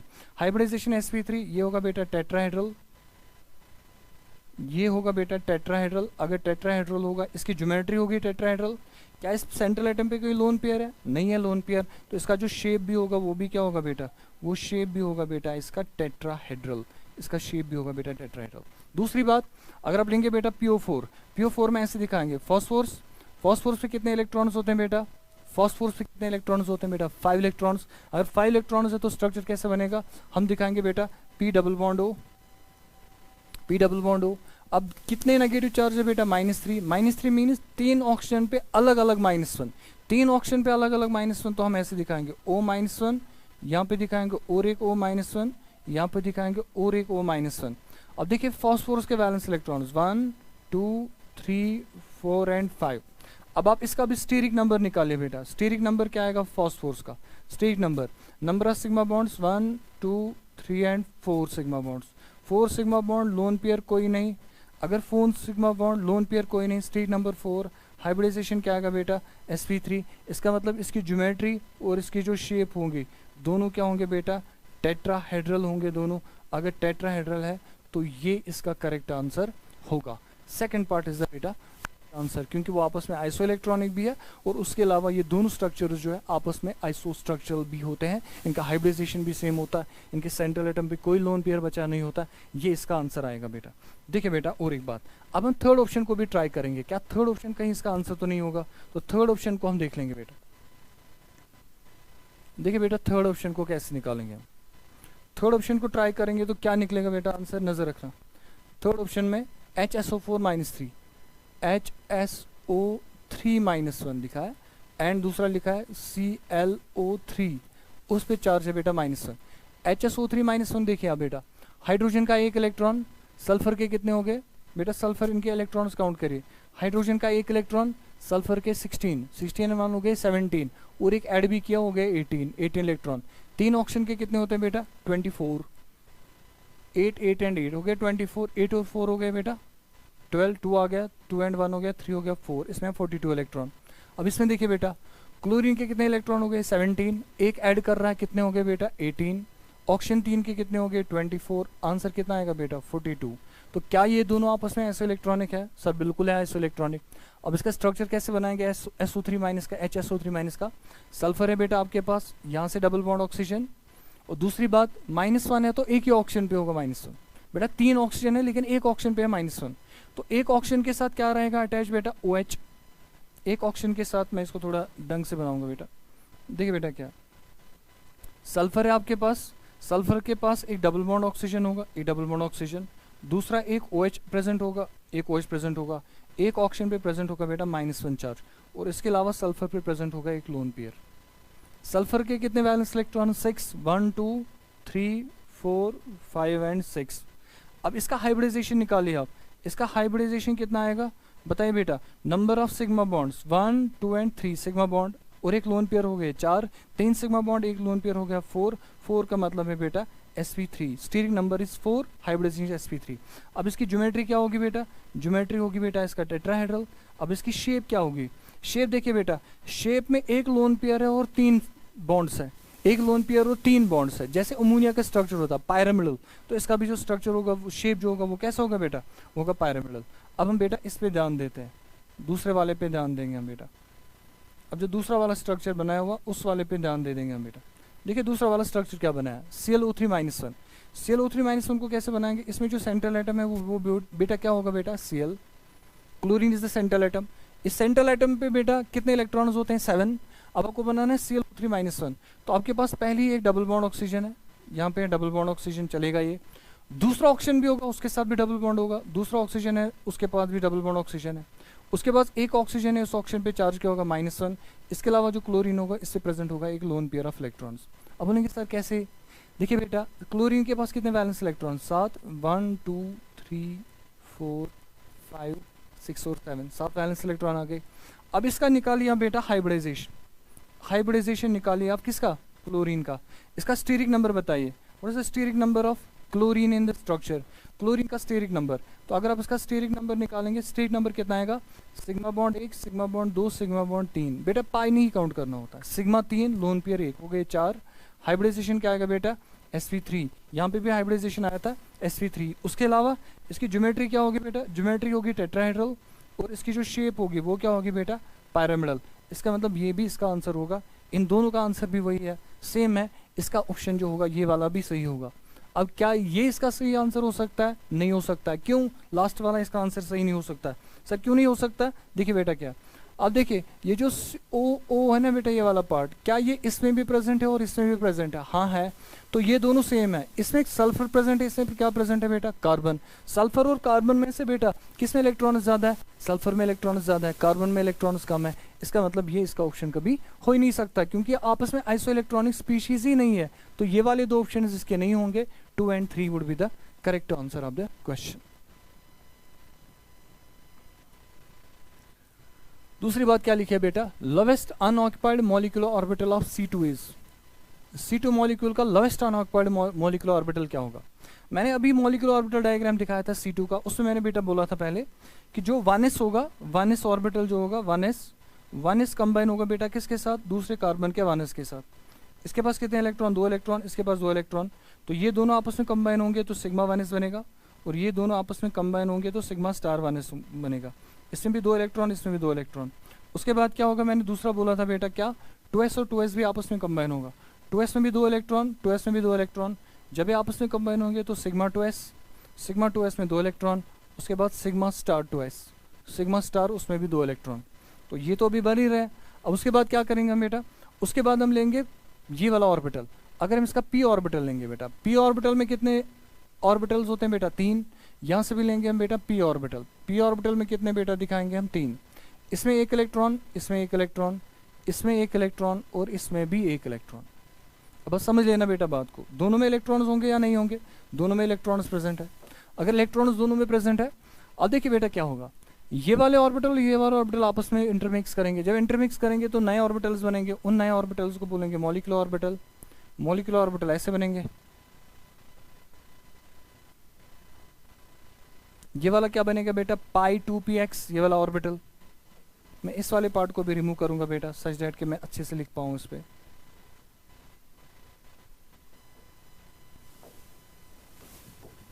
देखिए बेटा क्या, ऐसे ऑर्बिटल एक बनेगा, ओवरलैपिंग। आपको पता है कि ये जो एटॉमिक ऑर्बिटल्स होते हैं इंटरमिक्स होते हैं और नए ऑर्बिटल्स बनते हैं जिनको मॉलिक्यूलर ऑर्बिटल्स बोलते हैं। ये वाला ऑर्बिटल होगा बेटा π2px, और ये वाला ऑर्बिटल होगा π2py, और ये वाला ऑर्बिटल होगा सिग्मा 2pz, सिग्मा 2pz। इसके नए 2 ऑर्बिटल्स भी होंगे जो एंटी बॉन्डिंग होंगे। एंटी बॉन्डिंग में क्या लिखेंगे बेटा? ये वाला π2px, π2py। इसके बाद और एक ऑर्बिटल बनेगा सिग्मा स्टार 2p z, वो हायर एनर्जी होगा। अब देखिए बेटा आपके पास इलेक्ट्रॉन कितने 4, आप यहाँ पे डिस्ट्रीब्यूट करेंगे। कैसे डिस्ट्रीब्यूट करेंगे बेटा? इलेक्ट्रॉन को ऐसे डिस्ट्रीब्यूट किया जाएगा, यहाँ पे हम देंगे एक इलेक्ट्रॉन, यहाँ पे एक इलेक्ट्रॉन हो गए 2, 3 एंड 4। तो अब देखिए जो ये वाले ऑर्बिटल्स है क्या ऑक्यूपाइड है या अनऑक्यूपाइड? ये भी ऑक्यूपाइड, ये भी ऑक्यूपाइड। इसके बाद सिग्मा 2s आया था वो भी ऑक्यूपाइड। इसके बाद सिग्मा स्टार 2s आया था वो भी ऑक्यूपाइड। इसके बाद पाई 2px और पाई 2py है बेटा, दोनों ऑक्यूपाइड है। तो ये वाला जो ऑर्बिटल है, ये वाला ऑर्बिटल, ये ऑक्यूपाइड वालों में से सबसे ऊपर, इसको बोलेंगे हाईएस्ट ऑक्यूपाइड मॉलिक्यूलर ऑर्बिटल। जिन मॉलिक्यूलर ऑर्बिटल्स में इलेक्ट्रॉन्स है उनमें से जो सबसे हाईएस्ट वाला एनर्जी है जिसमें इलेक्ट्रॉन प्रेजेंट है वो कौन सा बेटा? पाई 2px एंड पाई 2py। अब जो अनऑक्यूपाइड ऑर्बिटल्स वो ये वाले ऑर्बिटल्स, ये सिग्मा 2pz, इनको क्या पढ़ेंगे बेटा? Pi star 2px, pi star 2px, और दूसरे को पढ़ेंगे पाई स्टार 2py। वही करेंगे ना बेटा, पाई स्टार 2px पाई 2py, इसको लिखेंगे सिग्मा स्टार 2pz। ये दो वाला ऑर्बिटल बनेगा। अब देखिए अब बेटा क्या, ये वाला जो ऑर्बिटल है ये ऑक्यूपाइड में से सबसे हाईएस्ट। ये वाले ऑर्बिटल जो है क्या ऑक्यूपाइड है unoccupied? These orbitals are unoccupied. इन अनऑक्यूपाइड में से ये वाला जो ऑर्बिटल है ये सबसे लोवेस्ट इन एनर्जी है, वही लिखा है lowest unoccupied molecular orbital of C2। C2 में जो सबसे अनऑक्यूपाइड ऑर्बिटल उनमें लोवेस्ट एनर्जी किसकी है? वो है बेटा सिग्मा 2pz। इससे इसका जो आंसर आएगा वो आएगा बेटा सिग्मा 2pz। ठीक है बेटा। इसके अलावा आगे आएगा और एक क्वेश्चन बेटा। क्वेश्चन में क्या आएगा कि आप बताइए जो आपके पास C2 मॉलिक्यूल है उसमें कौन से बॉन्ड्स होते हैं? अब देखिए बेटा, इसमें 2 इलेक्ट्रॉन, इसमें 2 इलेक्ट्रॉन, इन 2 इलेक्ट्रॉन से बॉन्ड बनेगा, इन 2 इलेक्ट्रॉन से बॉन्ड टूटेगा। इसका मतलब 1s और 1s से कोई बॉन्ड बनने वाला है नहीं। लाइकवाइज 2s और 2s में बनेगा एक बॉन्डिंग, एक बनेगा एंटी बॉन्डिंग। बॉन्डिंग से बॉन्ड बनता, एंटी बॉन्डिंग से बॉन्ड टूटेगा तो इलेक्ट्रॉन नहीं, बॉन्ड नहीं बनेगा। लेकिन यहाँ पे देखिए, यहाँ पे क्या होगा बेटा, यहाँ पे जो इलेक्ट्रॉन है वो बॉन्डिंग में ही है। अगर बॉन्डिंग में है तो किस ऑर्बिटल में? पाई ऑर्बिटल में। इन 2 इलेक्ट्रॉन की वजह से एक पाई बॉन्ड बनेगा, इन 2 इलेक्ट्रॉन की वजह से एक पाई बॉन्ड बनेगा। इसका मतलब जो C2 मॉलिक्यूल होगा उसमें डबल बॉन्ड होगा और दोनों इलेक्ट्रॉन जो होंगे वो होंगे बेटा 2 पाई। कितना होंगे बेटा? C2 जो होता है उसमें 2 बॉन्ड्स होते हैं बेटा, दोनों इलेक्ट्रॉन्स होते हैं बेटा, कौन से बॉन्ड्स? पाई बॉन्ड्स होते हैं। तो 2 पाई वो आप MOT डायग्राम से देख सकते हैं कि पाई 2px और पाई 2py में दो इलेक्ट्रॉन्स प्रेजेंट होते हैं 2 ऑर्बिटल्स में, विच कॉन्स्टिट्यूट्स 2 बॉन्ड्स। देखिए बेटा क्या लिखा है, minimum bond order among the following is of. इनमें से सबसे कम किसका बॉन्ड ऑर्डर है? अब बेटा ऐसे देख के बता सकते हैं सबसे कम बॉन्ड ऑर्डर किसका है। देखिए बेटा इसमें कितने इलेक्ट्रॉन होंगे पहले इसमें बताए। O2 में 16 इलेक्ट्रॉन, 16 इलेक्ट्रॉन का बॉन्ड ऑर्डर 2, सीधे आंसर। उसके बाद क्या लिखा बेटा O2 -1 करेंगे तो 17 बनेगा। 17 का जो बॉन्ड ऑर्डर होगा, मैंने बोला जितना बढ़ेगा बॉन्ड ऑर्डर डिक्रीज होगा, 14 से बढ़ेगा बॉन्ड ऑर्डर डिक्रीज होगा, तो ये बनेगा बेटा 1.5। अब इसमें से देखिए बेटा आप क्या, O2 + 1, O2 में से एक इलेक्ट्रॉन निकालेंगे तो ये बनेगा 15। अब 15 जब आ गया तो बॉन्ड ऑर्डर थोड़ा बढ़ेगा, कितना बढ़ेगा बेटा 2.5। अब ये वाला क्या है O2 -2, O2 में 16 है, 2 इलेक्ट्रॉन और दिए हैं तो हो गया 18। अगर 18 हो गया तो O2 -1 में बॉन्ड ऑर्डर 1.5, 18 में होगा बेटा बॉन्ड ऑर्डर 1। आप में क्या लिखा है, minimum bond order, is it minimum और maximum? Minimum bond order among the following, इनमें से सबसे कम बॉन्ड ऑर्डर किसका है? अब बॉन्ड ऑर्डर को देख सकते हैं, सबसे कम जो बॉन्ड ऑर्डर होगा वो होगा बेटा O2 -2 का। क्यों होगा? इसमें 18 इलेक्ट्रॉन होंगे, 18 electron corresponds the bond order of equal to 1, जैसे फ्लोरीन में होता है। Which are the following molecules is non polar in nature. इनमें से कौन सा मॉलिक्यूल होगा जो बेटा नॉन पोलर इन नेचर होगा? अब नॉन पोलर इन नेचर कौन होगा? देखिए बेटा पहला ऑप्शन, हम पहले ऑप्शन को सॉल्व कर लेंगे।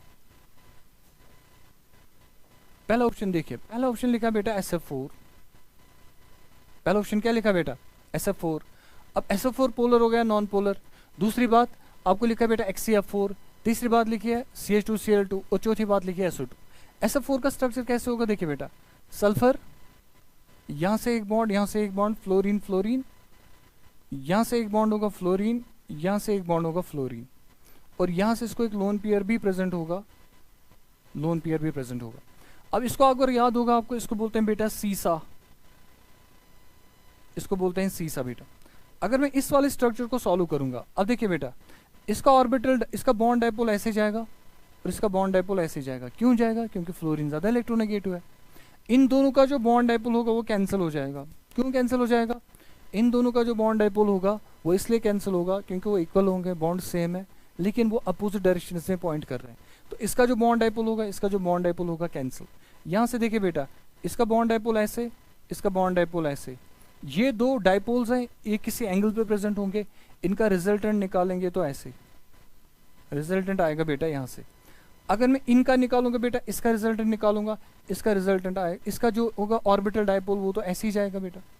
अब ये दो आपस में क्या अपोजिंग डाइपोल्स, ये जो दो आपस में बेटा अपोजिंग डाइपोल्स हैं, ये एक दूसरे डाइपोल्स को बेटा क्या करेंगे, कैंसल।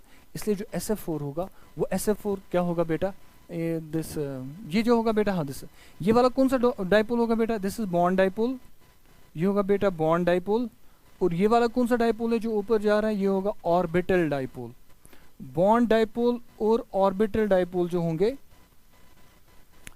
इनमें से नॉन पोलर कौन होगा, देखो बेटा क्या, ये ऑर्बिटल डाइपोल और ये कौन सा बेटा, ये होगा बेटा ऑर्बिटल डाइपोल, ये होगा बॉन्ड डाइपोल। ऑर्बिटल डाइपोल और बॉन्ड डाइपोल आपस में बराबर नहीं होंगे, इसलिए एक दूसरे को म्यूचुअली कैंसिल नहीं कर सकते। इसका मतलब होगा ये वाला जो मॉलिक्यूल होगा, this molecule has to be a polar molecule. ये वाला मॉलिक्यूल क्या होगा बेटा, पोलर मॉलिक्यूल। देखिए बेटा दूसरे मॉलिक्यूल को हम देख लेंगे। दूसरा मॉलिक्यूल क्या बेटा आपके पास,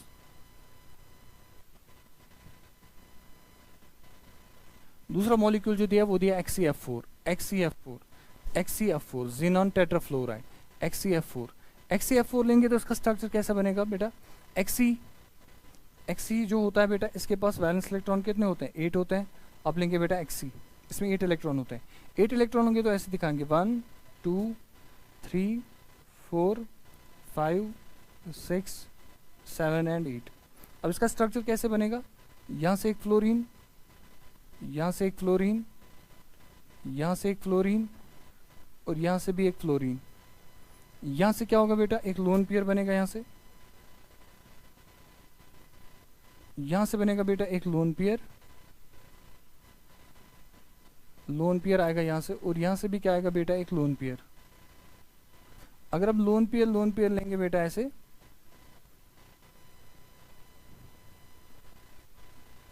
अब देखिए बेटा इसमें जो एंगल्स हैं, देखिए बेटा, ये वाला कौन सा बॉन्ड डाइपोल, ये ऐसे जाएगा, ये वाला बॉन्ड टू डाइपोल ऐसे जाएगा, ये एक दूसरे को कैंसिल करेंगे। ये वाला बॉन्ड डाइपोल ऐसे जाएगा, ये वाला बॉन्ड डाइपोल ऐसे जाएगा, एक दूसरे को कैंसिल करेंगे। ये बेटा ऑर्बिटल डाइपोल ऐसे जाएगा, ये ऑर्बिटल डाइपोल ऐसे जाएगा, तो ये आपस में एक दूसरे को म्यूचुअली कैंसिल करेंगे। नेट डाइपोल मोमेंट कितना आएगा, 0। इसलिए जो बॉन्ड होगा, इससे जो पूरा कंपाउंड होगा वो क्या होगा, नॉन पोलर। तो X3 याद रख लेना, XeF4 जो होगा वो होगा बेटा एक नॉन पोलर स्ट्रक्चर होगा। ये भी पोलर होगा, ये भी पोलर होगा। ये तीन जो होंगे बेटा पोलर होते हैं, लेकिन XeF4 पोलर नहीं होगा। और आप ऐसे भी पता कर सकते हैं कि XeF4 जो होता है it is trigonal bipyramidal, sorry it is square bipyramidal. अगर स्क्वायर बाइपैरामिडल है तो स्क्वायर में जो बॉन्ड्स है वो अपोजिट एंगल से वो एक दूसरे के अपोजिट है तो कैंसिल करेंगे। ऑर्बिटल डाइपोल्स जो दो है वो भी एक दूसरे के अपोजिट है, दोनों एक दूसरे को कैंसिल करेंगे। चले बेटा बढ़ते हैं दूसरे पे। Identify a molecule which does not exist. ऐसा कौन सा मॉलिक्यूल होगा जो एग्जिस्ट नहीं करेगा। आपको बेटा MOT के रूल्स याद होने चाहिए, molecular orbital theory. Molecular orbital theory कहता है कि अगर बॉन्ड ऑर्डर होगा बेटा 0, अगर बॉन्ड ऑर्डर कितना होगा, ये bond order is equal to 0, bond order अगर होगा 0 के बराबर, जो मॉलिक्यूल होगा molecule does not exist, molecule does not exist, molecule exist नहीं करेगा। कंडीशन क्या होना चाहिए, बॉन्ड ऑर्डर 0 होना चाहिए। और बॉन्ड ऑर्डर किसके बराबर होता है बेटा, number of bonding electrons minus number of anti bonding electrons, divide किससे करते हैं 2 से। अब देखिए पहली बात Be2, क्या Be2 एग्जिस्ट करेगा या नहीं करेगा। देखिए बेटा Be2 हम कैसे सॉल्व करेंगे, हम लेंगे बेटा बेरिलियम का एटॉम नंबर कितना है बेटा 4। अगर 4 है तो क्या आएगा बेटा कॉन्फ़िगरेशन 1s2 एंड 2s2 आएगा बेटा इसका कॉन्फ़िगरेशन 1s2 एंड 2s2। अगर एटॉम नंबर 4 है, क्या एक ही बेरिलियम है, दूसरा बेरिलियम भी है उसका एटॉम नंबर 4 है, तो क्या आएगा 1s2, दूसरा क्या आएगा बेटा 2s2।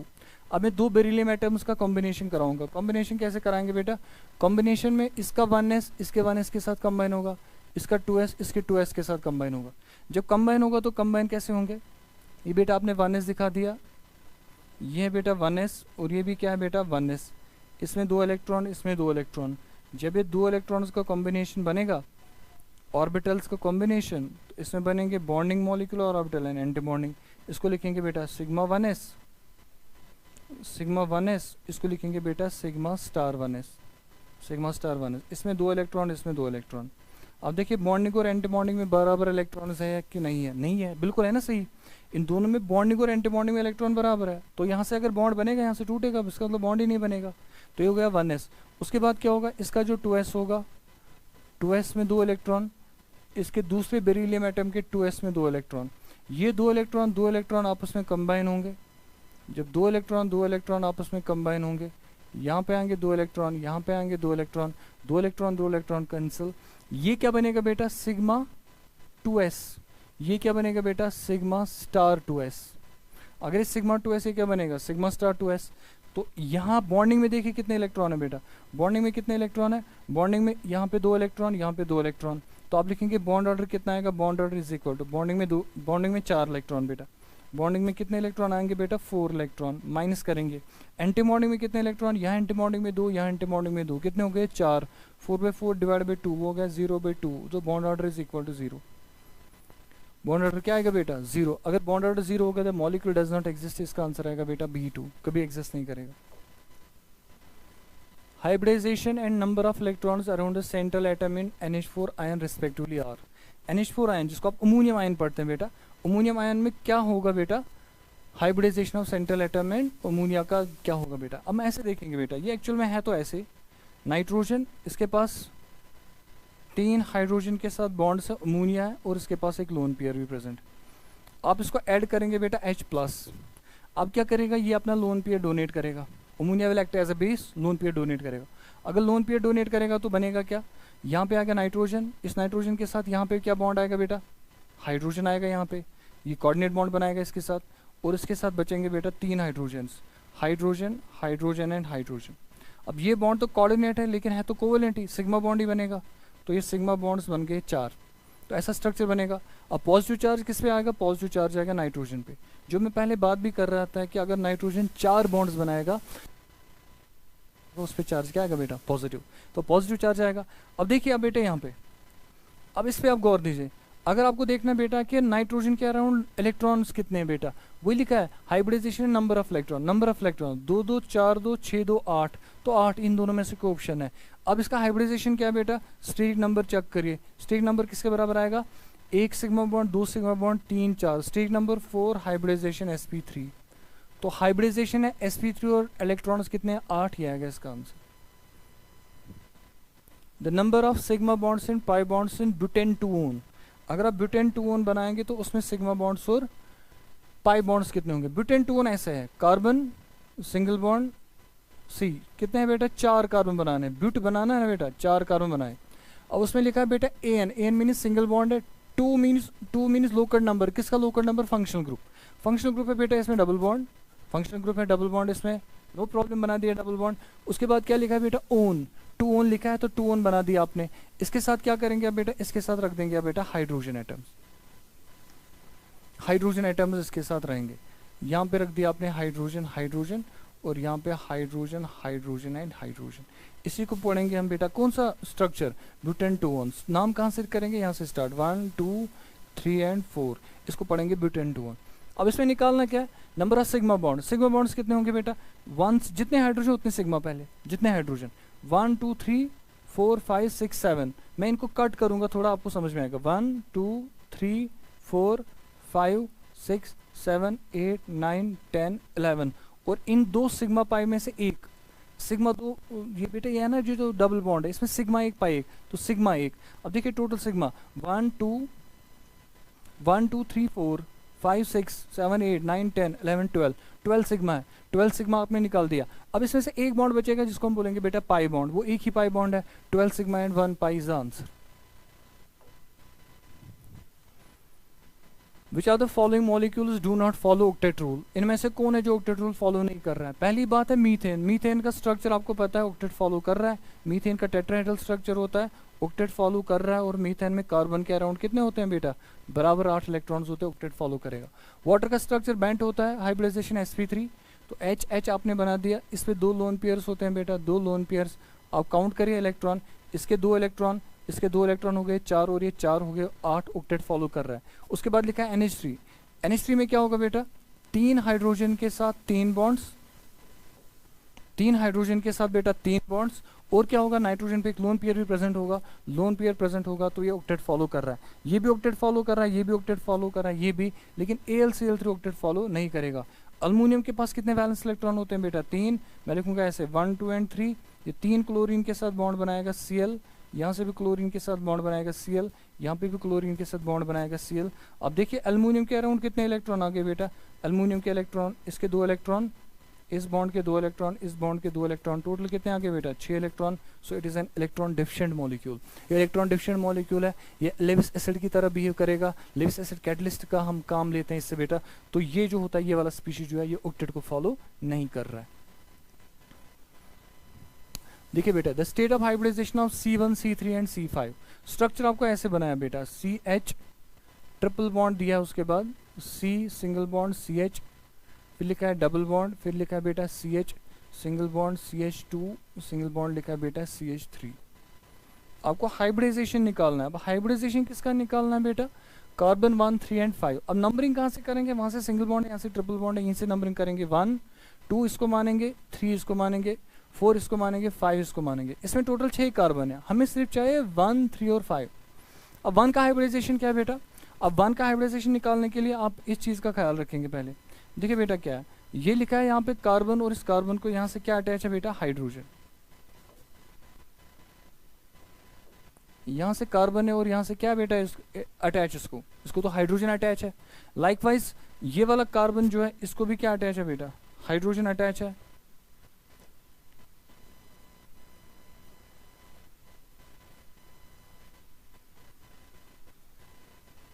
तो जो दूसरा कार्बन हमें दिया बेटा, इस कार्बन पे कितने हाइड्रोजन है बेटा, 2 हाइड्रोजन आइटम इस पे दिया है। तो यहाँ पे इसके साथ एक हाइड्रोजन आइटम और यहाँ से और एक हाइड्रोजन आइटम। अब देखिए अब बेटा किसका हाइब्रिडाइजेशन क्या है, आपको कार्बन 1 का हाइब्रिडाइजेशन निकालना है। कार्बन 1 का देखिए, कार्बन 1 के अराउंड सिग्मा कितने हैं, पाई कितने हैं, यहाँ पे एक सिग्मा और यहाँ पे एक सिग्मा, 2 ही सिग्मा, हाइब्रिडाइजेशन हो गया sp। तो पहला वाला sp, इसका हाइब्रिडाइजेशन क्या निकलेगा, यहाँ से एक सिग्मा, यहाँ से एक सिग्मा और यहाँ से एक सिग्मा, 3 सिग्मा, तो इसका हाइब्रिडाइजेशन आएगा बेटा sp2। अब ऑप्शन ही देखे ना, sp और sp2, sp और sp2, sp और sp2, इसका आंसर आएगा बेटा तीसरा पार्ट। 1 3 एंड 5 का निकालना था ना, और 5 का हाइब्रिडाइजेशन क्या आएगा, sp बेटा देखो सिग्मा 1 सिग्मा 2 सिग्मा 3 सिग्मा 4, इसका हाइब्रिडाइजेशन आएगा बेटा sp3। इस वाले कार्बन का, कार्बन नंबर 5 का जो हाइब्रिडाइजेशन होगा, वो हाइब्रिडाइजेशन कितना है बेटा, वो होगा बेटा sp3। तो इसका मतलब जो ऑप्शन आएगा वो ये वाला ऑप्शन आएगा। Which are the following pairs of molecules, इनमें से ऐसे कौन से मॉलिक्यूल्स हैं जो आयन से आइसोइलेक्ट्रॉनिक एंड आइसोस्ट्रक्चरल। हम पहले चेक किया करेंगे क्या ये आइसोइलेक्ट्रॉनिक है या नहीं है। सो पहला हम क्या करेंगे बेटा चेक, पहले बात अब इसको समझिए। ये जो लिखा है बेटा I3-1, आयोडीन के हमने अभी भी इलेक्ट्रॉन्स निकाले थे 129 और एक है 120। देखिए बेटा I3-1 लिखा है और लिखा है बेटा SO2। आयोडीन के 53 इलेक्ट्रॉन होते हैं, 3 आयोडीन के कितने हो गए 50 50 50, वो कितना हो गया बेटा 150, और 3 3 करके 53 एटॉम नंबर करके 59 हो गया, टोटल में 160 इलेक्ट्रॉन। इसके बेटा 160 इलेक्ट्रॉन। अब इसके इलेक्ट्रॉन कितने हैं, सल्फर के होते हैं 16, 2 ऑक्सीजन के कितने हैं 16, कितने हैं बेटा 32। इसका मतलब ये इसका आंसर हो ही नहीं सकता है। बढ़िए आगे, NO3 and CO3-1, NO3 data बताइए, NO3-1, और दूसरा क्या बेटा CO3-2। NO3-1 में इलेक्ट्रॉन, नाइट्रोजन के 7 और 1 ऐड किया हो गया 8, 3 ऑक्सीजन के कितने हो गए 24, 8 के 2, 8 1 के और 3 के 24, 24 और 8 कितने हो गए बेटा 32। इसमें देखिए कार्बन में 6 इलेक्ट्रॉन, 2 ऐड किए हो गए 8, 3 ऑक्सीजन के कितने हो गए 24, कितने हो गए बेटा 32। अब आपको निकालना है क्या ये आइसोस्ट्रक्चरल मत है। अगर आइसोस्ट्रक्चरल स्ट्रक्चर क्या बनाएंगे, नाइट्रेट आयन। आपने नाइट्रिक एसिड बनाया हुआ बेटा, नाइट्रिक एसिड में से आप निकाल दीजिए हाइड्रोजन निकाल दीजिए, उस ऑक्सीजन पे माइनस में रख दो, उस ऑक्सीजन पे माइनस में रखेंगे तो ये खुद ही आएगा नाइट्रेट आयन।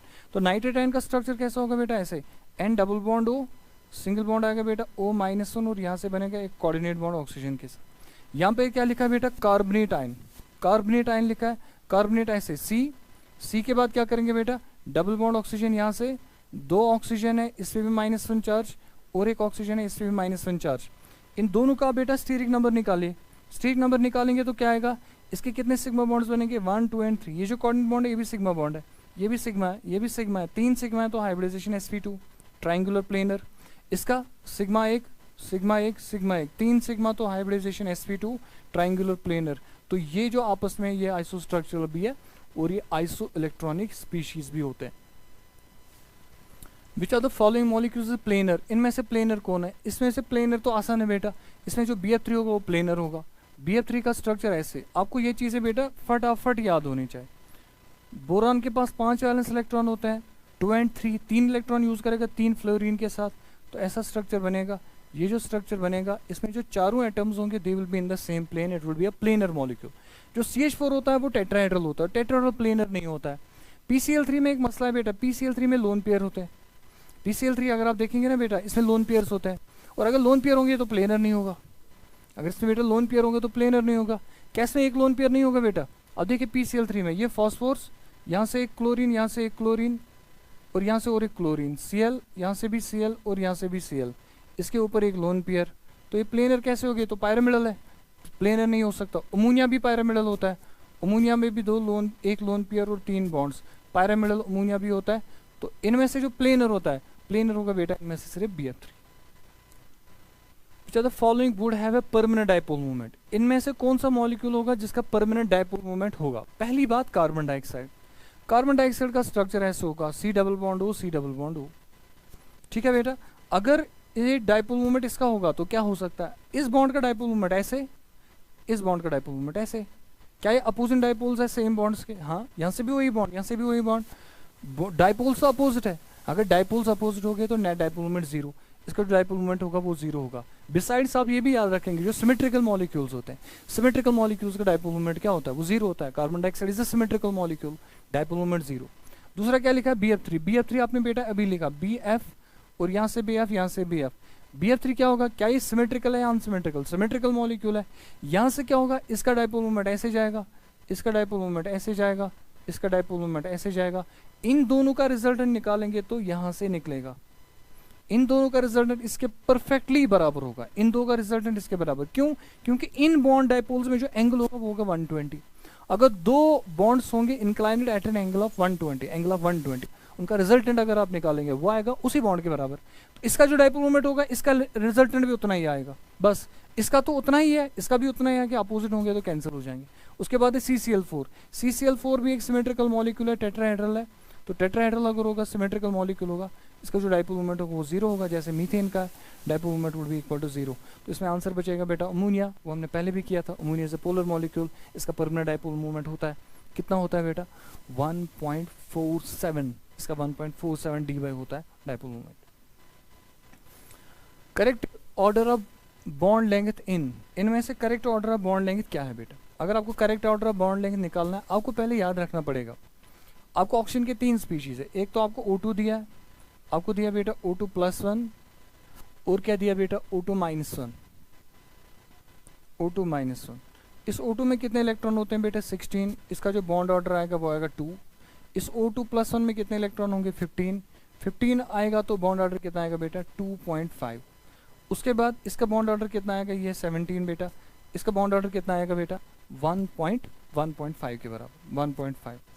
अब अगर बॉन्ड ऑर्डर का ऑर्डर ये है, जितना बॉन्ड ऑर्डर ज़्यादा होगा, जैसे इसका बॉन्ड ऑर्डर बेटा ज़्यादा है, जितना बॉन्ड ऑर्डर ज़्यादा उतना बॉन्ड स्ट्रॉन्ग। तो अगर मैं देखूंगा ना बेटा बॉन्ड ऑर्डर क्या है, बॉन्ड ऑर्डर का ऑर्डर क्या आएगा? पहले बॉन्ड ऑर्डर किसका ज़्यादा है? O2+1 का बॉन्ड ऑर्डर ज़्यादा है। उसके बाद आएगा बेटा O2, और उसके बाद आएगा बेटा O2-1 आएगा कि नहीं? हाँ, ये तो हो गया बॉन्ड ऑर्डर। अब हमें क्या निकालना है? Bond length. जिसका बॉन्ड ऑर्डर ज़्यादा उसकी बॉन्ड लेंथ कम। बॉन्ड ऑर्डर और बॉन्ड लेंथ आपस में क्या होते हैं बेटा? Bond order and bond length होते हैं बेटा क्या? Inversely proportional. Bond order and यहाँ पे लिखेंगे बेटा बॉन्ड लेंथ, इनवर्सली प्रोपोर्शनल होंगे। तो अगर इसका बॉन्ड ऑर्डर ज़्यादा होगा उसकी बॉन्ड लेंथ कम होगी, तो बॉन्ड लेंथ क्या होगा बेटा? अगर हम बॉन्ड लेंथ देखेंगे, इसकी बॉन्ड लेंथ क्या आएगा बेटा? Bond length would be equal to O2+1 जो होगा इसकी बॉन्ड लेंथ कम होगी, फिर इसमें O2 आएगा, फिर आएगा बेटा O2-1। तो O2+1 पहले, फिर आएगा O2, फिर आएगा O2-1। This would be it's correct answer. Bond order और बॉन्ड लेंथ का जो रिलेशनशिप है वो इनवर्स है।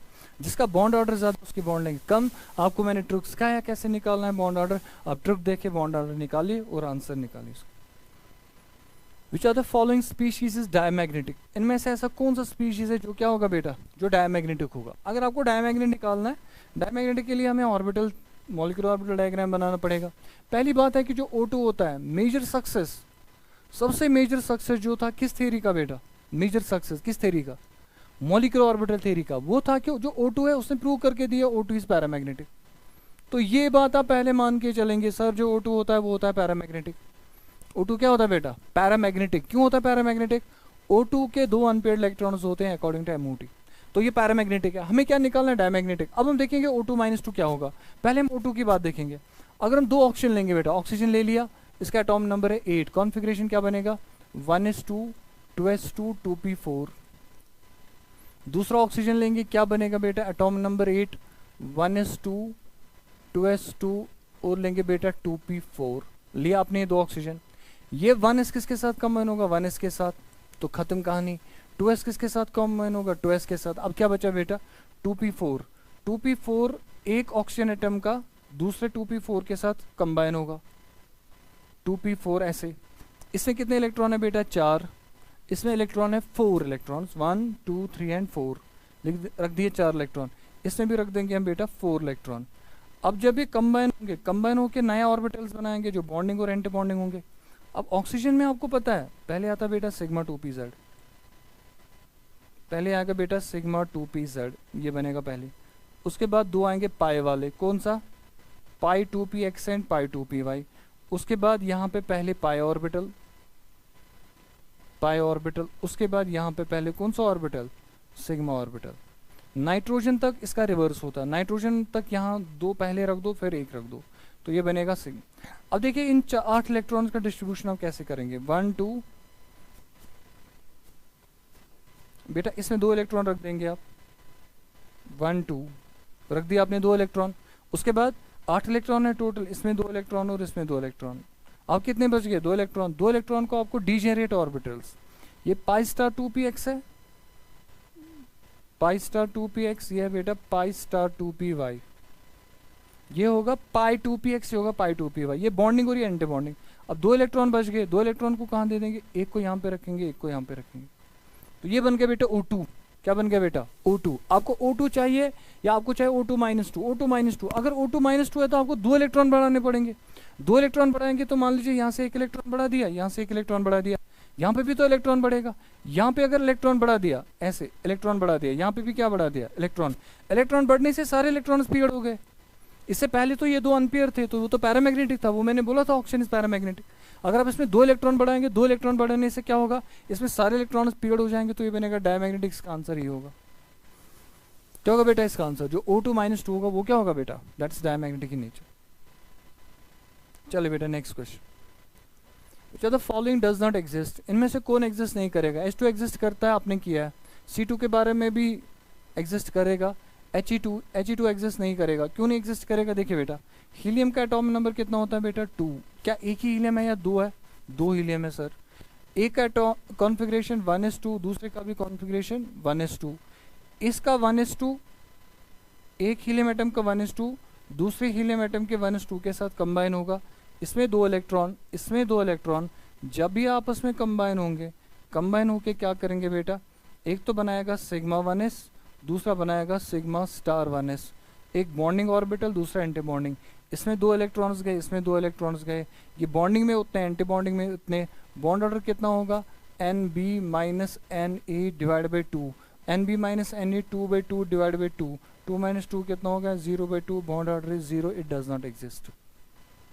तो हीलियम कभी एग्जिस्ट नहीं होगा, क्यों, इसका बॉन्ड ऑर्डर जो होता है वो 2 के बॉन्ड ऑर्डर जो होता है वो 0 के बराबर होता है।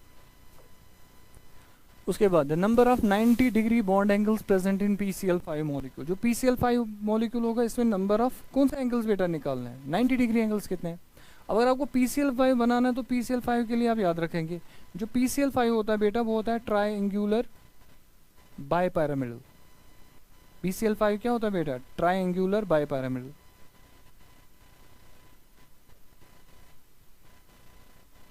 ऐसे बना दिया, और ऐसे और 2 क्लोरीन, Cl और Cl। अब इनको आप क्या कहते हैं बेटा, इक्वेटोरियल, ये इक्वेटोरियल, इनको बोलते हैं बेटा एक्सियल, एक्सियल वाले क्लोरीन। तो ऐसे 3 क्लोरीन है, ऐसे ट्रायंगल बना के, एक क्लोरीन यहाँ से, एक क्लोरीन यहाँ से, एक क्लोरीन यहाँ से, ट्रायंगल बना के। अब ऊपर से एक क्लोरीन ऐसे है और नीचे से एक क्लोरीन ऐसे है। कि ट्राइगोनल ऊपर से एक pyramid, it is bi pyramidal, तो बनेगा ट्राइगोनल बाई पिरामिडल। अब इसमें 90 डिग्री एंगल कितने होंगे? देखिए बेटा क्या है, ये जो 3 क्लोरीन है इक्वेटोरियल, ऐसे एक क्लोरीन, दूसरा क्लोरीन, तीसरा क्लोरीन, 3 क्लोरीन है, आपने ऐसे रख दिया बेटा, ऐसे एक क्लोरीन, तो ये क्लोरीन क्या होगा, ये तीनों क्लोरीन के साथ अलग अलग 90 डिग्री बॉन्ड बनाएगा, बना देगा 3, ये वाला जो ऊपर वाला क्लोरीन होगा। तो ये क्लोरीन जो होगा ये तीनों के साथ 90 डिग्री एंगल्स बनाएगा, ये इसके साथ 90 बनाएगा, ये इसके साथ 90 बनाएगा, और ये इसके साथ भी 90 बनाएगा, हो गए 390, ये बनाएगा 390, और ये वाला भी कितने बनाएगा बेटा, ये भी बनाएगा 390, 390 390 मीन 690 डिग्री एंगल्स, ये होगा बेटा आंसर है 6। The bond order of N2 is same as in, आसान है बेटा, N2 में जो बॉन्ड ऑर्डर होगा वो सेम किसके साथ होगा, N2 में कितने इलेक्ट्रॉन है बेटा 14, तो बॉन्ड ऑर्डर कितना आएगा बेटा, मैंने ट्रिक बता दिया, आंसर इज 3, बॉन्ड ऑर्डर 3। अब आप काउंट करिए, जिसमें 14 इलेक्ट्रॉन होंगे, CO में कितने इलेक्ट्रॉन होते हैं बेटा, CO कार्बन के 6 इलेक्ट्रॉन, ऑक्सीजन के 8, कितने हो गए बेटा 14, अगर 14 इलेक्ट्रॉन है तो बॉन्ड ऑर्डर कितना हो गया, it is bond order is equal to 3। बढ़िया, आगे an example of odd electron molecule is, इनमें से कौन सा ऑड इलेक्ट्रॉन मॉलिक्यूल होता है बेटा, मैंने अभी अगर आपको याद होगा पिछली स्लाइड में, पिछली कुछ स्लाइड्स में हमने NO2 किया था सॉल्व, NO2 का स्ट्रक्चर हमने ऐसे बनाया था, N यहाँ से बनाया था डबल बॉन्ड O, नाइट्रोजन के पास कितने इलेक्ट्रॉन 5, 1 2 3 4 एंड 5, यहाँ से ऑक्सीजन, मैंने कहा था कि ये जो इलेक्ट्रॉन होगा ये बनाएगा इसके साथ कौन सा बॉन्ड, कोऑर्डिनेट बॉन्ड, तो इनमें से ऑड इलेक्ट्रॉन स्पीशीज को नहीं, इसमें ये बचेगा बेटा ऑड इलेक्ट्रॉन, इसलिए इसका आंसर आएगा बेटा NO2। According to MO2 C2 molecule has, अभी हमने बेटा पिछले कुछ स्लाइड्स में किया था कि NO2 जो C2 मॉलिक्यूल होता है बेटा, C2 मॉलिक्यूल में याद रखना है इसमें 2 पाई बॉन्ड्स होते हैं, C2 मॉलिक्यूल में according to MOT 2 pi bonds बनते हैं, इसमें होते हैं 2 पाई बॉन्ड्स, बस इसमें कोई सिग्मा बॉन्ड नहीं होता है, तो it has only 2 pi bonds, इसमें ये आएगा बेटा ऑप्शन 1 सेगमेंट 1 पाई, ये इसका आंसर नहीं है, only 2 pi bonds according to MOT। मैंने बोला था आपको बेटा पाई 2px में 2 इलेक्ट्रॉन, पाई 2py में 2 इलेक्ट्रॉन, पाई 2px की वजह से एक पाई बॉन्ड, पाई 2p वजह से कि दूसरा पाई बॉन्ड, टोटल में जो पाई बॉन्ड बनेंगे वो बनेंगे 2, it has only 2 pi bonds.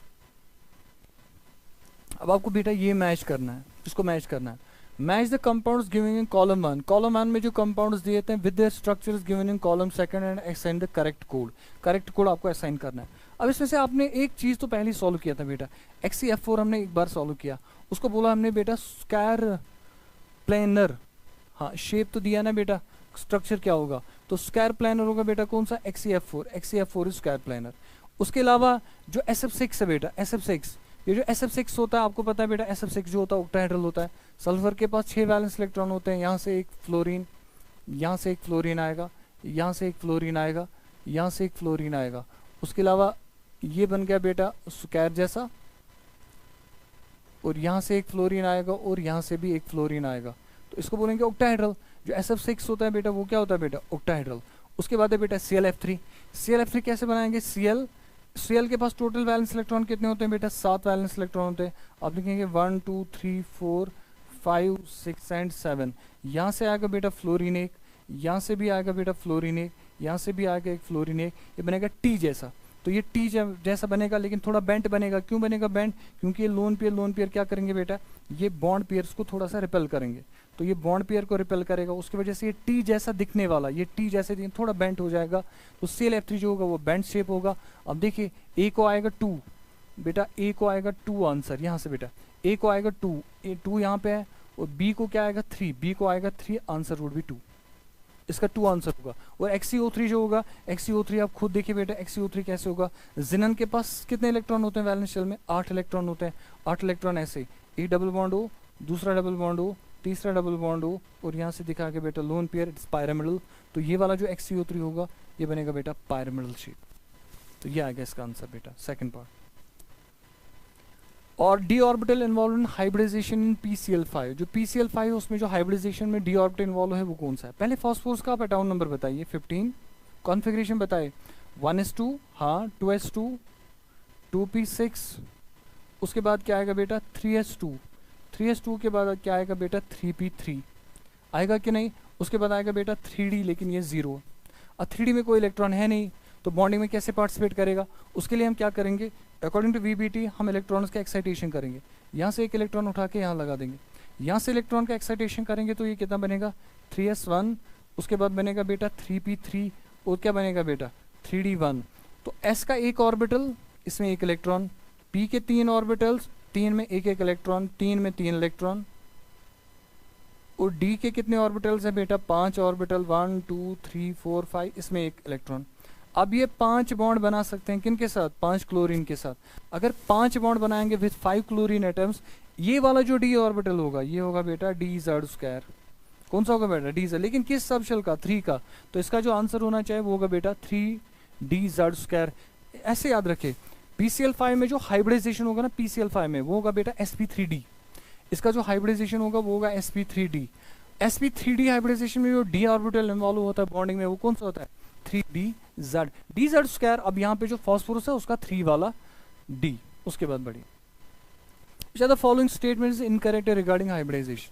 Hybridisation के रिलेटेड इनमें से कौन सा जो स्टेटमेंट है वो गलत है। कौन सा स्टेटमेंट, पहली बात, the number of hybridized orbitals are always less than the number of atomic orbitals that get hybridized. यही बात गलत है, यही गलत है बेटा।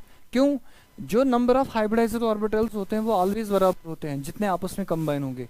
ये लिख रहा है कि हाइब्रिडाइज्ड ऑर्बिटल कम होंगे, always less than the number of atomic orbital that gets hybridized. आपने जो रूल सीखा, क्या सीखा है, जितने ऑर्बिटल हाइब्रिडाइज बनेंगे हाइब्रिडाइज्ड ऑर्बिटल्स, तो atomic orbital the number of hybridized orbitals formed. तो अगर ये बराबर है तो इसका मतलब ये स्टेटमेंट गलत है, तो पहला इसका आंसर गलत है।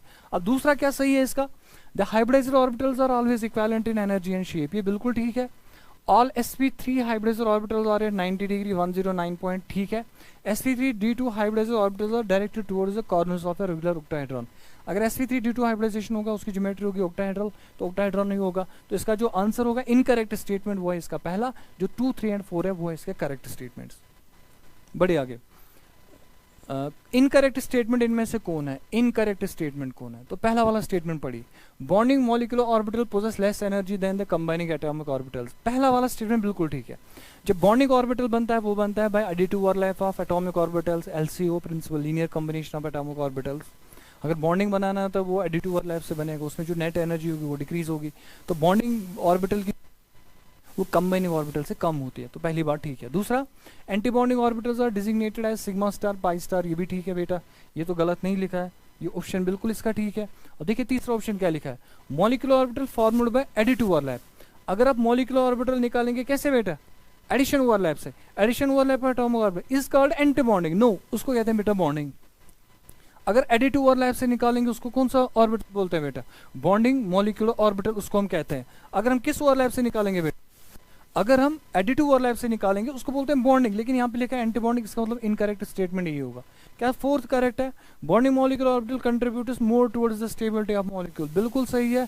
जितने बॉन्डिंग ऑर्बिटल्स में इलेक्ट्रॉन ज्यादा उतने एक मॉलिक्यूल की स्टेबिलिटी ज्यादा। उसके बाद the most covalent compound is, इनमें से सबसे ज्यादा कोवेलेंट कंपाउंड कौन है, तो देखिए कोवेलेंट कंपाउंड कौन है बेटा। अब देखिए बेटा इनमें जो कैटयन है, lithium iodide, lithium bromide, lithium chloride और लिथियम फ्लोराइड। अगर आप लेंगे इनमें जो कैटयन है वो सब में Li+1, कैटयन सब में सेम है। अब इसमें जो आयोडीन है ना बेटा, आयोडीन को मैं ऐसे बनाऊंगा, ये बेटा I-1, यह आयोडीन। दूसरे वाले में कैटयन वही लिथियम है Li+1, लेकिन इसमें जो कैटयन है बेटा, कैटयन तो वही है, लेकिन जो Br है ना उसका साइज थोड़ा कम है I-1 से। आपको याद है ना बेटा, हैलाइड आयन्स जो होते हैं, हैलाइड आयन्स का जो साइज होता है वो टॉप टू बॉटम इंक्रीज होता है। तो ये वाला जो आयन है ये I-1 है, इसका साइज ज्यादा है, Br- का आयन उससे साइज कम होगा। उसके बाद है बेटा LiCl। अगर आप LiCl लेंगे बेटा, LiCl में क्या होगा, LiCl में Li पे जो चार्ज होगा वो होगा +1, वही कैटयन, लेकिन जो Anion होगा वो अब उससे भी छोटा हो जाएगा। तो Cl-1 जो होगा, जो Anion बनेगा ना उसका साइज फिर थोड़ा सा छोटा हो जाए। और लास्ट में लेंगे आप LiF, क्या लेंगे बेटा LiF, Li पे चार्ज +1 और जो F- होगा वो बिल्कुल छोटा होगा, इससे भी छोटा हो जाएगा, F-1 बनेगा। अब इनमें से क्या निकालना है आपको, मोस्ट कोवेलेंट कंपाउंड कौन सा है। इनमें से कोवेलेंट कैरेक्टर उसका ज्यादा होगा, कैटयन तो सेम है, इसका मतलब जो एनायन होगा बेटा ना, जिस एनायन में पोलराइजेबिलिटी ज्यादा होगी, फैजानस रूल्स आपने पढ़े। फैजानस रूल कहता है छोटा कैटयन बड़ा anion makes a molecule covalent. ये कैटयन तो सेम है, हम छोटा बड़ा बोल ही नहीं सकते, लेकिन एनायन को बोल सकते हैं। जिसमें एनायन की पोलराइजेबिलिटी ज्यादा उसका कोवेलेंट कैरेक्टर ज्यादा। एनायन की पोलराइजेबिलिटी कहां पे ज्यादा है? जहां पे एनायन का साइज ज्यादा है। यहां पे एनायन का साइज ज्यादा है, तो एनायन के साइज ज्यादा होने से इसकी पोलराइजेबिलिटी ज्यादा है, इसलिए जो ये कैटायन होगा ये इस इलेक्ट्रॉन क्लाउड को अपनी ओर ज्यादा खींचेगा। अपनी ओर ज्यादा खींचने से इसमें ज्यादा कोवेलेंट कैरेक्टर आएगा। यहाँ पे भी खींचेगा लेकिन उतना नहीं खींच पाएगा, यहाँ पे भी खींचेगा उससे कम खींचेगा, और यहाँ से तो बिल्कुल ही कम खींचेगा, क्योंकि फ्लोरीन तो वैसे भी ज्यादा इलेक्ट्रोनेगेटिव है, इसकी पोलराइजेबिलिटी वैसे भी कम है, तो कोवेलेंट कैरेक्टर ज्यादा एलआईएफ में होगा, इसलिए इसका आंसर ही आएगा। It is in according with Fajans rules of polarization. Fajans rule कहता है अगर कैटायन सब में सेम है तो एनायन के साइज को देखिए, एनायन जहाँ पे बड़ा उसकी पोलराइजेबिलिटी ज्यादा, पोलराइजेबिलिटी ज्यादा उस मॉलिक्यूल का कोवेलेंट कैरेक्टर भी ज्यादा हो। Which are the following molecular orbitals is represented below? अब ये कौन सा ऑर्बिटल है जो हमने दिखाया? अब ये ऑर्बिटल है क्या बेटा? देखिए इस ऑर्बिटल को ऐसे बनाइए आप, ये एक ऑर्बिटल ऐसे है p ऑर्बिटल और ये दूसरा p ऑर्बिटल है, ये दो ऑर्बिटल्स है। अगर मैं इसका साइन रखूंगा बेटा प्लस, इसका भी साइन रखूंगा प्लस, इसका माइनस और इसका माइनस, अगर मैं इन दोनों को आपस में ऐड करूंगा तो ये बनेगा एडिटिव ओवरलैप। क्या बनेगा? Additive overlap. अगर ये एडिटिव ओवरलैप बनेगा इसमें क्या होगा, ये दोनों ओवरलैप होंगे, ओवरलैप होके ऐसा इनका कुछ रिप्रेजेंटेशन हम दिखाएंगे, तो ये बनेगा बॉन्डिंग ऑर्बिटल। इसको प्लस साइन लिखेंगे, इसको माइनस साइन लिखेंगे, ये इसका अपना एक नोटेशन है। लेकिन ये क्या नोटेशन है बेटा? ये बनेगा बॉन्डिंग ऑर्बिटल। ये दोनों क्या कर रहे हैं? इन फेज ओवरलैप कर रहे हैं। क्या ये कंस्ट्रक्टिव इंटरफेरेंस है, डिस्ट्रक्टिव इंटरफेरेंस? बेटा ये कंस्ट्रक्टिव इंटरफेरेंस है एटॉमिक ऑर्बिटल्स का, क्योंकि जो क्रस्ट है वो क्रस्ट पे फॉलो होगा और जो ट्रफ होगा वो ट्रफ पे फॉलो हो जाएगा। तो जो साइनस है ना वो सेम है, साइनस सेम है तो बॉन्डिंग मॉलिक्यूलर ऑर्बिटल। लेकिन अगर मैं इन्हीं का ओवरलैप बेटा ऐसे कराऊंगा, इसको मैं प्लस लिखूंगा और इसको मैं बेटा अब यहाँ साइड में माइनस रख दूंगा, इसको माइनस करेंगे, इसको प्लस करेंगे। अगर हम इन दोनों को ऐड करेंगे ये दोनों आपस में ऐड ही नहीं होंगे। इन दोनों का जो इंटरफेरेंस है वो कंस्ट्रक्टिव है डिस्ट्रक्टिव? डिस्ट्रक्टिव इंटरफेरेंस है। अगर डिस्ट्रक्टिव इंटरफेरेंस होगा तब जो ऑर्बिटल का रिप्रेजेंटेशन होगा वो ऐसे बनेगा।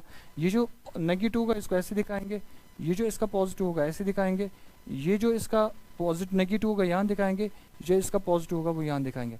इस वाले को बनता है, ये वाला ऑर्बिटल बनता है भाई कंस्ट्रक्टिव इंटरफेरेंस, ये बनेगा भाई डिस्ट्रक्टिव इंटरफेरेंस। जो कंस्ट्रक्टिव इंटरफेरेंस से बनेगा उसको बोलेंगे बेटा बॉन्डिंग, और जो डिस्ट्रक्टिव इंटरफेरेंस से बनेगा उसको हम क्या बोलेंगे बेटा? Anti bonding. अब बन गया सर ये, इसको एंटी बॉन्डिंग मानते हैं, चलिए कोई प्रॉब्लम नहीं सर एंटी बॉन्डिंग में। क्या सिग्मा मानेंगे आप? पाई। अब सिग्मा मानेंगे पाई, ये पी ऑर्बिटल जो है ना इनका लेटरल ओवरलैप हो रहा है तो पाई ही बनेगा ना। तो आप पाई स्टार लिखेंगे या इसमें तो पाई, क्या पाई ऑर्बिटल लिखेंगे या पाई स्टार? पाई ऑर्बिटल तो हो नहीं सकता, तब तो ये बॉन्डिंग होना चाहिए था, ये एंटी बॉन्डिंग है, इससे इसको लिखेंगे बेटा पाई स्टार। इनमें से intramolecular hydrogen bonding is present इनमें से किस में है? Intramolecular hydrogen bonding. देखिए हाइड्रोजन बॉन्डिंग के लिए क्या है, इसमें ऑक्सीजन यहाँ पे हाइड्रोजन भी अटैच है, लेकिन ये यहाँ से बॉन्डिंग नहीं करेगा हाइड्रोजन बॉन्डिंग, इसका मतलब ये इसका आंसर ही नहीं होगा। ये दो हाइड्रोजन बॉन्डिंग कर सकते थे लेकिन ये 1,4 पोजीशन पे है तो नो हाइड्रोजन बॉन्डिंग। इन दोनों में देखिए बेटा ये वाला स्ट्रक्चर जो है ऑर्थोनाइट्रोफिनॉल, ऑर्थोनाइट्रोफिनॉल यहाँ से ऐसे, यहाँ से आप दिखाएंगे बेटा OH, OH आपने दिखाया ऐसे, यहाँ पे आपने क्या दिखाया बेटा? NO2, NO2 ऐसे दिखाएंगे आप बेटा, NO2 इसमें यहाँ पे दिखाइए आप, NO2 ऐसे दिखाएंगे आप बेटा, NO2 अगर याद होगा आपको ऑक्सीजन। ये देखिए बेटा ये ऑक्सीजन इनके बीच में यहाँ पे बॉन्डिंग हो जाएगी, ये बनेगा बेटा इंट्रामोलिक्यूलर। कौन सा बॉन्डिंग होगा बेटा? इंट्रामोलिक्यूलर हाइड्रोजन बॉन्डिंग हो जाएगी, ये बनेगा बेटा इंट्रामोलिकुलर हाइड्रोजन बॉन्डिंग। तो इसमें इंट्रामोलिकुलर हाइड्रोजन बॉन्डिंग होता है और इसीलिए आप पढ़ते हैं बेटा ऑर्गेनिक केमिस्ट्री में it is steam volatile. Orthonitrophenol जो होता है it is steam volatile. Steam volatile इसलिए होता है इससे इंट्रामोलिकुलर हाइड्रोजन बॉन्डिंग हुई, इसका बॉइलिंग पॉइंट कम होता है। तो अगर ये पैरानाइट्रोजन फिनॉल होता है उसमें इंटरमोलिकुलर, पैरानाइट्रोफिनॉल होता है उसमें इंटरमोलिकुलर हाइड्रोजन बॉन्डिंग होती है, लेकिन इसमें इंट्रा होती है इसलिए स्टीम वोलेटाइल होता है। तो इसमें जो आंसर आएगा वो आएगा ये वाला आंसर। ये दो भी हाइड्रोजन बॉन्डिंग कर सकते थे बेटा, लेकिन इन दोनों का जो पोजीशन है 1,4 है, प्रॉक्सिमिटी नहीं है, क्लोज नहीं है, इसलिए बॉन्डिंग नहीं कर पाएंगे। इन्हें होमो न्यूक्लियर मॉलिक्यूल, अगर आपके पास होमोन्यूक्लियर मॉलिक्यूल है, होमोन्यूक्लियर मॉलिक्यूल का मतलब है अगर आपके पास O2 है, अगर आपके पास C2 है, N2 है, आपके पास F2 है, ये homonuclear molecule. Which are the following sets of orbitals are degenerate. ऐसे कौन से ऑर्बिटल्स होते हैं जो डीजेनरेट होते हैं? आपने पढ़ा है बेटा, आपने देखा अभी मैं बात भी कर रहा था, पाई 2px और पाई 2py जो होते हैं ये आपस में डीजेनरेट होते हैं। क्या ये डीजेनरेट होते हैं सिग्मा 1s एंड 2s? नहीं, 1s की एनर्जी कम, 2s की एनर्जी ज़्यादा। पाई 2px एंड सिग्मा 2pz, जो पाई 2px होता है उसकी एनर्जी कभी कम सिग्मा 2pz से कभी ज़्यादा, तो ऐसा कुछ नहीं बोल सकते हैं। तो sigma 2pz and sigma star 2pz, sigma 2pz नीचे, सिग्मा 2pz ऊपर, तो इसका जो आंसर आएगा वो पाई 2px एंड पाई 2py, ये डिजेनरेट होता है। In which of the following molecule the bond angle is maximum, इनमें से ऐसा कौन सा मॉलिक्यूल होगा जिसका बॉन्ड एंगल क्या होगा बेटा, जिसका बॉन्ड एंगल होगा maximum. Let me have some water first बेटा।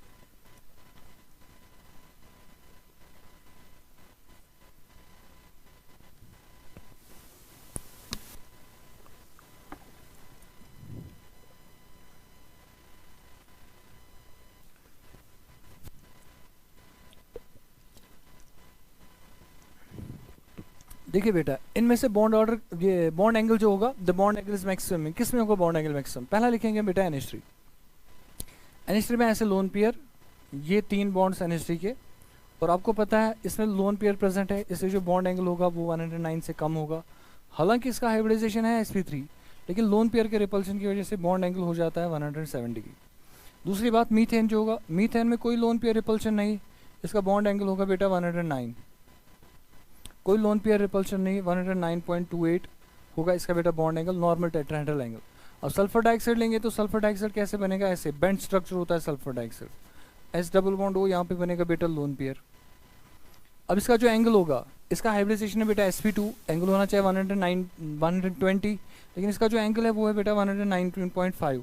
क्यों होगा 119.5, क्योंकि इसमें जो सल्फर होगा, सल्फर के ऊपर लोन पेयर प्रेजेंट है, वो बॉन्ड पेयर्स को रिपेल करेगा, उसकी वजह से बॉन्ड एंगल क्या होगा, नजदीक। और CS2 का क्या फंडा है बेटा, कार्बन है, कार्बन यहाँ से बनाएगा एक डबल बॉन्ड सल्फर के साथ, यहाँ से एक डबल बॉन्ड सल्फर के साथ, इन दोनों के बीच का जो एंगल होगा वो एंगल कितना होगा बेटा 180 डिग्री। तो मैक्सिमम बॉन्ड एंगल जो होगा वो होगा बेटा CS2 में present, which is equal to 180। इसमें से कौन सा ऐसा मॉलिक्यूल है जिसमें सारे बॉन्ड्स क्या होंगे बेटा, आइडेंटिकल होंगे।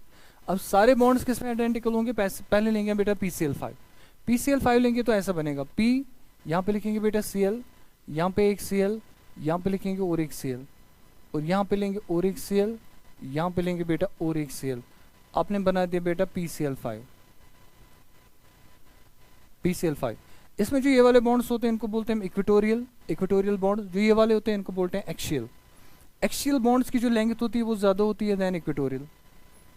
एक्सियल बॉन्ड, हालांकि सारे बॉन्ड्स तो सेम दिख रहे हैं, लेकिन जो एक्सियल बॉन्ड होता है उसकी जो लेंथ होती है वो लेंथ क्या होती है बेटा, एक्सियल बॉन्ड की जो लेंथ होती है वो ज़्यादा होती है देन इक्वेटोरियल बॉन्ड्स। तो इसका PCl5 आंसर नहीं आएगा। ठीक है। SF4, सर क्या हम SF4 ले सकते हैं। SF4 का स्ट्रक्चर ऐसे, S यहाँ से दिखा है फ्लोरीन, यहाँ से दिखा है फ्लोरीन, सीसा अगर आपको याद होगा बेटा, फ्लोरीन यहाँ से दिखा है फ्लोरीन, और इसमें क्या प्रेजेंट है, lone pair of electrons present है।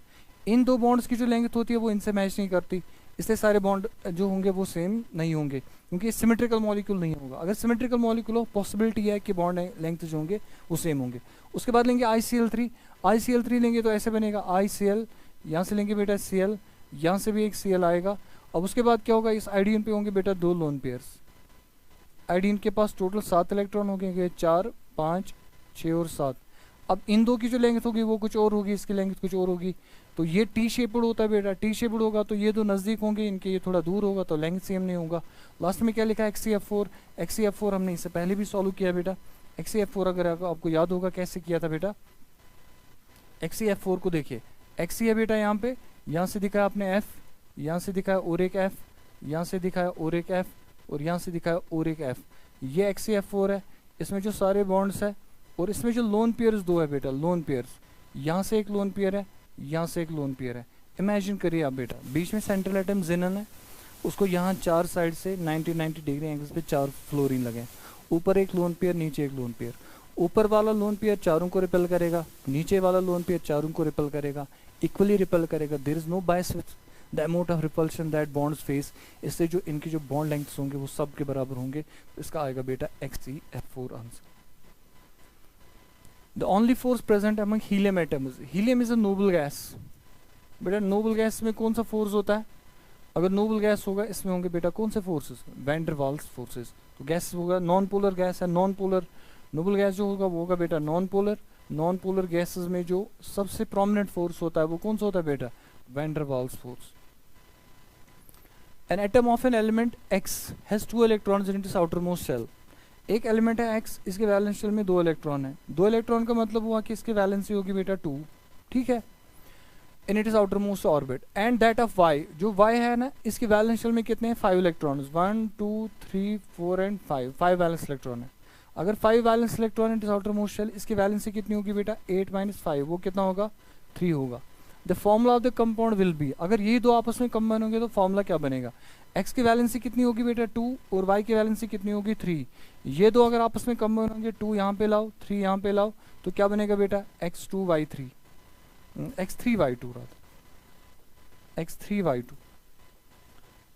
x3y2 इसका आंसर आएगा बेटा x3y2 is the correct answer. इसकी वैलेंसी 2 हो जाएगी, इसकी वैलेंसी 3 हो जाएगी, तो क्रिस क्रॉस मेथड से आप क्रॉस करके आप आंसर बता दीजिए। इसका जो फॉर्मूला आएगा वो आएगा x3y2। बढ़िया गया। The following force is responsible to hold 2 ice cubes together, अगर आपने 2 आइस क्यूब्स टुगेदर रख दिए when pressed over each other, उनको प्रेस कर दिया, 2 आइस क्यूब को प्रेस करेंगे तो कौन सा फोर्स होगा बेटा इज रेस्पॉन्सिबल टू होल्ड। अब आपको पता है बेटा आइस जो है ना वो वाटर मॉलिक्यूल्स का बना होता है, और वाटर मॉलिक्यूल्स में जो प्रोमिनेंट बॉन्डिंग होती है वो कौन सी बॉन्डिंग होती है, वो होती है बेटा हाइड्रोजन बॉन्डिंग। तो इसका जो ऑप्शन आएगा वो पहला ही ऑप्शन आएगा, it is hydrogen bonding. Which of the following molecules has both polar and non-polar bonds? ऐसा कौन सा मॉलिक्यूल है जिसमें पोलर बॉन्ड भी और नॉन पोलर बॉन्ड भी प्रेजेंट है। पहले हम लेंगे सल्फ्यूरिक एसिड। सल्फ्यूरिक एसिड में ऐसे S डबल बॉन्ड O, यहाँ से क्या दिखाएंगे बेटा OH, और यहाँ से भी क्या दिखाएंगे बेटा OH, हमने दिखा दिया। अब इसमें जो बॉन्ड्स होंगे बेटा ये वाला बॉन्ड भी पोलर, ये भी पोलर, ये भी पोलर, ये भी पोलर, ये भी पोलर, ये भी पोलर। क्यों? डिफरेंट एटम्स में बॉन्ड्स है। ये सारे बॉन्ड जो डिफरेंट एटम है, सेम एटम में कहीं बॉन्ड ही नहीं है, वही नॉन पोलर होगा। लेकिन इसमें सेम एटम में कहीं बॉन्ड ही नहीं है, सारे डिफरेंट एटम्स में बॉन्ड्स है, इससे सारा नॉन पोलर होगा। इसमें कोई भी बॉन्ड नॉन पोलर नहीं होगा, सारे होंगे बेटा पोलर। और उसके बाद N2H4 आपको याद होगा बेटा इट इज हाइड्रोजीन। हाइड्रोजीन में ऐसे 2 नाइट्रोजन एटम के बीच में एक सिंगल बॉन्ड, यहाँ से हाइड्रोजन और यहाँ से हाइड्रोजन, लाइकवाइज यहाँ से भी हाइड्रोजन और यहाँ से भी क्या लेंगे बेटा हाइड्रोजन। आपको बताना है कि इसमें पोलर है या नॉन पोलर बॉन्ड है। बीच वाला जो बॉन्ड है 2 नाइट्रोजन एटम्स के बीच में, क्या है सेम नाइट्रोजन एटम्स है डिफरेंट? जो बीच वाले 2 नाइट्रोजन एटम्स है दे आर सिमिलर। अगर नाइट्रोजन एटम्स दोनों सिमिलर है तो सिमिलर एटम्स के बीच में जो बॉन्ड होगा it has to be a non polar covalent bond. तो ये वाला जो बॉन्ड होगा it would be non polar covalent bond. अगर ये नॉन पोलर कोवेलेंट बॉन्ड होगा, what about NH bond? NH bond में जो नाइट्रोजन है उसकी इलेक्ट्रोनेगेटिविटी ज्यादा है, हाइड्रोजन की इलेक्ट्रोनेगेटिविटी कम है, इसकी इलेक्ट्रोनेगेटिविटी ज्यादा है, इसकी कम। तो इनके बीच का जो बॉन्ड बनेगा वो क्या बनेगा बेटा पोलर। ये वाला बॉन्ड है नॉन पोलर, ये बॉन्ड भी बनेगा बेटा पोलर, ये वाला बॉन्ड भी पोलर, ये वाला बॉन्ड भी पोलर। तो ये एक ऐसा स्ट्रक्चर है जिसमें पोलर कोवेलेंट बॉन्ड भी प्रेजेंट है, नॉन पोलर कोवेलेंट बॉन्ड भी प्रेजेंट है। इसलिए इस क्वेश्चन का जो आंसर होगा that answer would be equal to N2H4। तो ये है इसका answer. Which is incorrect statement regarding PCl5? PCl5 के लिए इनकरेक्ट स्टेटमेंट क्या है? PCl5 का स्ट्रक्चर बेटा हमने एक बार बना लिया था। PCl5 ऐसे, PCl5 का यहाँ से Cl और यहाँ से लिखेंगे बेटा Cl। अब मैंने आपको पहले ही बोला था PCl5 के बारे में, क्या बोला था? ये है इक्वेटोरियल, ये भी है इक्वेटोरियल, ये भी है इक्वेटोरियल। इनको बोलते हैं एक्सियल बॉन्ड, इसको क्या बोलते हैं एक्सियल। कुछ इन्फॉर्मेशन पहले ही पता होना चाहिए, जैसे एक्सियल बॉन्ड की लेंथ ज़्यादा है इक्वेटोरियल से। जो इक्वेटोरियल बॉन्ड्स है उनके बीच का एंगल है 120, जो एक्सियल है उनके बीच का एंगल आपस में जो है, इन दो का जो एंगल है आपस में 180 है।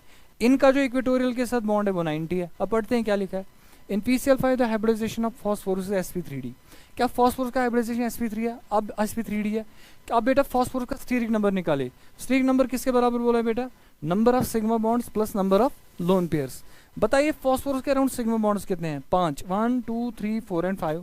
Sir number of sigma bonds है 5, लोन पेयर कोई नहीं है। अगर 5 होगा तो हाइब्रिडाइजेशन होगा sp3d। सर सही लिखा है पहला पॉइंट, क्या हाइब्रिडाइजेशन कितना है बेटा? sp3d। There are 2 types of bonds, axial and equatorial bonds. Incorrect, ये भी ठीक लिखा है बेटा, इट इज करेक्ट स्टेटमेंट। ये करेक्ट स्टेटमेंट है, ये भी करेक्ट स्टेटमेंट है। 2 टाइप्स ऑफ बॉन्ड्स है, एक तो हो गए एक्सियल बॉन्ड्स, दूसरा कौन सा हो गए? Equatorial bonds. तीसरा axial bonds are stronger. Axial bond कहाँ स्ट्रॉन्गर होगा बेटा? एक्सियल बॉन्ड तो वीक होगा क्योंकि इसकी लेंथ ज्यादा है। एक्सियल बॉन्ड जो होता है उसके लेंथ ज्यादा होता है इसलिए वीक होता है, लेकिन जो इक्वेटोरियल है वो स्ट्रॉन्गर होता है। इसका मतलब ये वाला जो होगा axial bonds are stronger than equatorial bonds, ये गलत लिखा है। इसका आएगा बेटा थर्ड पार्ट। ठीक है बेटा, आगे बढ़ते हैं। The type of interaction present between HCl molecule. जो HCl मॉलिक्यूल्स है उनके बीच में जो इंटरेक्शन होगा वो कैसे होगा? HCl आपने बना लिया, आपको पता है बॉन्ड पोलर है, ये बनेगा बेटा डेल प्लस, ये क्या बनेगा? Del minus. तो ये बन गया एक HCl मॉलिक्यूल। अगर मैं दूसरा HCl मॉलिक्यूल लूंगा ऐसे HCl, तो ये क्या बनेगा बेटा? डेल प्लस, ये क्या बनेगा बेटा? Del minus. ये दूसरा HCl मॉलिक्यूल। इन दो मॉलिक्यूल्स के बीच में एक फोर्स ऑफ अट्रैक्शन जरूर होगा बेटा। वो जो फोर्स ऑफ अट्रैक्शन होगा, ये भी है बेटा डाइपोल और ये भी है डाइपोल। इस फोर्स ऑफ अट्रैक्शन को हम बोलेंगे डाइपोल डाइपोल। है बेटा इसमें कोई डाइपोल डाइपोल इंटरेक्शन, इनमें वही इंटरेक्शन प्रेजेंट हो। अब उसके बाद क्या लिखा है, compare the bond dissociation enthalpies. अगर आप इसको एनर्जी देंगे, बॉन्ड तोड़ेंगे, बॉन्ड डिसोसिएशन एंथैल्पीज इन स्पीशीज के क्या होंगे। तो पहली बात अब देखेंगे बेटा H2। पहले हम H2 को समझेंगे। H2 का अगर हम MOT डायग्राम बनाएंगे, किसका बेटा H2 का, तो कैसे बनाना चाहिए हमें H2 का MOT डायग्राम। अगर हम लेंगे बेटा H2 में ऐसे बनेगा, ये होगा बेटा 1s, ये हो गया दूसरे हाइड्रोजन का 1s, 2 1s आ गए। यहाँ पे बनेगा बेटा सिग्मा 1s, यहाँ पे बनेगा बेटा सिग्मा स्टार 1s। ऐसा इसका ऑर्बिटल डायग्राम बनेगा। अगर यहाँ पे बनेगा बेटा सिग्मा 1s, सिग्मा 1s में 2 इलेक्ट्रॉन यहाँ पे, 2 इलेक्ट्रॉन यहाँ पे, तो इसको लिखेंगे बेटा 1s, इसको भी लिखेंगे 1s, इसको बोलेंगे सिग्मा 1s, इसको बोलेंगे बेटा सिग्मा स्टार 1s। ये लिखना चाहे बिल्कुल सही है। तो अब देखिए बेटा इसका जो होगा, इसका आपको बॉन्ड डिसोसिएशन एंथैल्पी निकालना है। इसका जो बॉन्ड ऑर्डर होगा बेटा, compare the bond dissociation enthalpies of the following species. हमें H2 दिया बेटा, मैंने इलेक्ट्रॉन्स को ज़्यादा कर दिया, तो इलेक्ट्रॉन्स को ज़्यादा कर दिया तो मुझे यहाँ से एक इलेक्ट्रॉन हटाना पड़ेगा बेटा। मैं इसका डायग्राम सही से बनाऊंगा। I thought it was H2-2। तो देखिए बेटा कैसे करेंगे, हम हाइड्रोजन में एक एक इलेक्ट्रॉन लेंगे। यहाँ पे एक इलेक्ट्रॉन प्रेजेंट है बेटा, यहाँ पे भी एक इलेक्ट्रॉन प्रेजेंट है, तो यहाँ पे ऐसे और ऐसे कंबाइन होगा, बॉन्डिंग और एंटी बॉन्डिंग ऑर्बिटल्स बनेंगे। ये है 1s ऑफ इलेक्ट्रॉन 1s1, ये भी है 1s1 ऑफ हाइड्रोजन। ये दो कंबाइन होंगे तो इलेक्ट्रॉन जाएगा बॉन्डिंग में सिग्मा 1s में। अब ये एक ऐसा स्पीशी है जिसका बॉन्ड ऑर्डर कितना निकलेगा बेटा, bond order is equal to, bonding में 2 इलेक्ट्रॉन है, एंटी बॉन्डिंग में कोई इलेक्ट्रॉन नहीं होगा, तो वो लिखेंगे बेटा 2/2। 2/2 कितना हो गया, इसका बॉन्ड ऑर्डर आएगा 1। लेकिन एक चीज़ का ख्याल रखना बेटा, इसमें जो इलेक्ट्रॉन प्रेजेंट है वो सिर्फ बॉन्डिंग में है, एंटी बॉन्डिंग में कोई भी इलेक्ट्रॉन प्रेजेंट नहीं है। ये तो हो गया H2 में। दूसरा लेंगे हम बेटा H2+1। अगर हम लेंगे बेटा H2+1, H2+1 में इलेक्ट्रॉन कहाँ से निकलेगा, इस इलेक्ट्रॉन को यहाँ से निकाल दो, वो सिग्मा 1s में से निकलेगा। तो इसका जो बॉन्ड ऑर्डर आएगा, इसका बॉन्ड ऑर्डर कितना आएगा बेटा, अगर इसमें से इलेक्ट्रॉन निकाल देंगे, इसमें इलेक्ट्रॉन निकाल देंगे तो बॉन्ड ऑर्डर कितना आएगा, इसमें आधा इलेक्ट्रॉन बचेगा, बॉन्ड ऑर्डर बनेगा बेटा 0.5। तो H2+ का जो बॉन्ड ऑर्डर होगा 0.5। सर कैसे, एक इलेक्ट्रॉन आपको निकालना है, वो इलेक्ट्रॉन आप यहाँ से निकाल दो, एक यहाँ से भी निकलेगा बेटा, क्योंकि एटॉमिक ऑर्बिटल है, इसको खाली करना पड़ेगा, तो यहाँ से मॉलिक्यूलर ऑर्बिटल में से भी एक इलेक्ट्रॉन निकालना पड़ेगा, यहाँ पे एक ही इलेक्ट्रॉन बचेगा, तो बॉन्ड ऑर्डर कितना आएगा 0.5। अब देखिए तीसरा क्या लिखा है, तीसरा लिखा है बेटा H2-1। H2-1 देखिए आप क्या करना है, H2-1 के लिए आपको एक इलेक्ट्रॉन यहाँ पे बढ़ाना पड़ेगा, इंक्रीज करना पड़ेगा। अगर आपने इंक्रीज किया एक इलेक्ट्रॉन, वो इलेक्ट्रॉन यहाँ पे जाएगा, वो किस में गया, एंटी बॉन्डिंग में। तो अगर आप इसका बॉन्ड ऑर्डर देखेंगे, बॉन्ड ऑर्डर किसका आएगा, number of bonding electrons 2 minus number of anti bonding electron. Anti bonding electron कितने, 1 डिवाइड बाई करेंगे 2, 2 - 2 कितना हो गया बेटा, 2 - 1 कितना हो गया 1, 1/2, वो कितना आएगा बेटा 0.5। अब देखिए बेटा इसका बॉन्ड ऑर्डर भी 0.5, इसका बॉन्ड ऑर्डर भी 0.5, बट इन दोनों में डिफरेंस है। इन दोनों में डिफरेंस क्या है, इन दोनों में डिफरेंस ये है कि जो H2-1 है बेटा, H2-1 इसमें 1 इलेक्ट्रॉन है बेटा किसमें, एंटी बॉन्डिंग मॉलिक्यूलर ऑर्बिटल में, और इसमें कोई इलेक्ट्रॉन नहीं है, नो इलेक्ट्रॉन इन ABMO, इसमें कोई इलेक्ट्रॉन नहीं है ABMO, और इसमें भी कोई इलेक्ट्रॉन नहीं प्रेजेंट है ABMO। अब आप देखिए कंपैरिजन कैसे करेंगे, इसका एक इलेक्ट्रॉन है एंटीबॉन्डिंग ऑर्बिटल में, इसका एक इलेक्ट्रॉन, इसका कोई इलेक्ट्रॉन नहीं है एंटीबॉन्डिंग ऑर्बिटल में। आपको क्या करना है, आपको इसका निकालना है बॉन्ड डिसोसिएशन एंथैल्पी। क्यों ना हम ऐसे करेंगे, पहले हम देखेंगे बेटा बॉन्ड ऑर्डर, बॉन्ड ऑर्डर किसका ज्यादा होगा, बॉन्ड ऑर्डर है H2 का सबसे ज्यादा, H2 का बॉन्ड ऑर्डर ज्यादा होगा।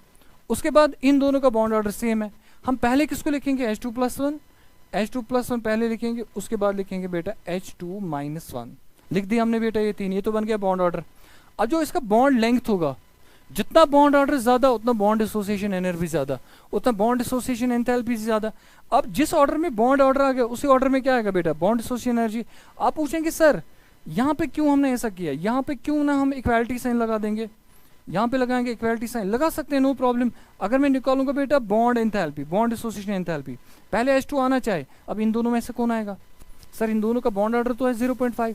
अब देखिए बेटा इसमें जो इलेक्ट्रॉन है ना H2-1 में, एक इलेक्ट्रॉन है एंटीबॉन्डिंग में, एक इलेक्ट्रॉन है एंटीबॉन्डिंग में, इसका मतलब इसमें एंटीबॉन्डिंग में इलेक्ट्रॉन गया, इसकी स्टेबिलिटी थोड़ा डिक्रीज हो जाएगी, किसके कंपैरिजन में, H2+1 के कंपैरिजन। तो ये ज़्यादा स्टेबल होगा, it will take more energy, ये कम स्टेबल होगा, it will take less energy. तो इसमें आएगा H2, उसके बाद आएगा H2+1, उसके बाद आएगा बेटा H2-1 के बराबर। अब देखिए बेटा क्या है, पहले आएगा H2, पहले आएगा H2, उसके बाद क्या आएगा, आपको क्या निकालना है बेटा, bond association energy. Bond association energy सबसे कम किसकी होगी, H2 की। H2 हैज लेस देन किससे, H2+1, it has less than H2। इसका मतलब ये जो फोर्थ ऑप्शन होगा, this will be it is correct answer. ये याद रखना बेटा, मैंने यहाँ पे लिखा था ये डिक्रीजिंग ऑर्डर, यहाँ पे लिखा है बेटा, मैंने यहाँ पे लिखा है डिक्रीजिंग ऑर्डर, यहाँ पे लिखा है बेटा इंक्रीजिंग ऑर्डर, तो ये इसका आंसर आएगा।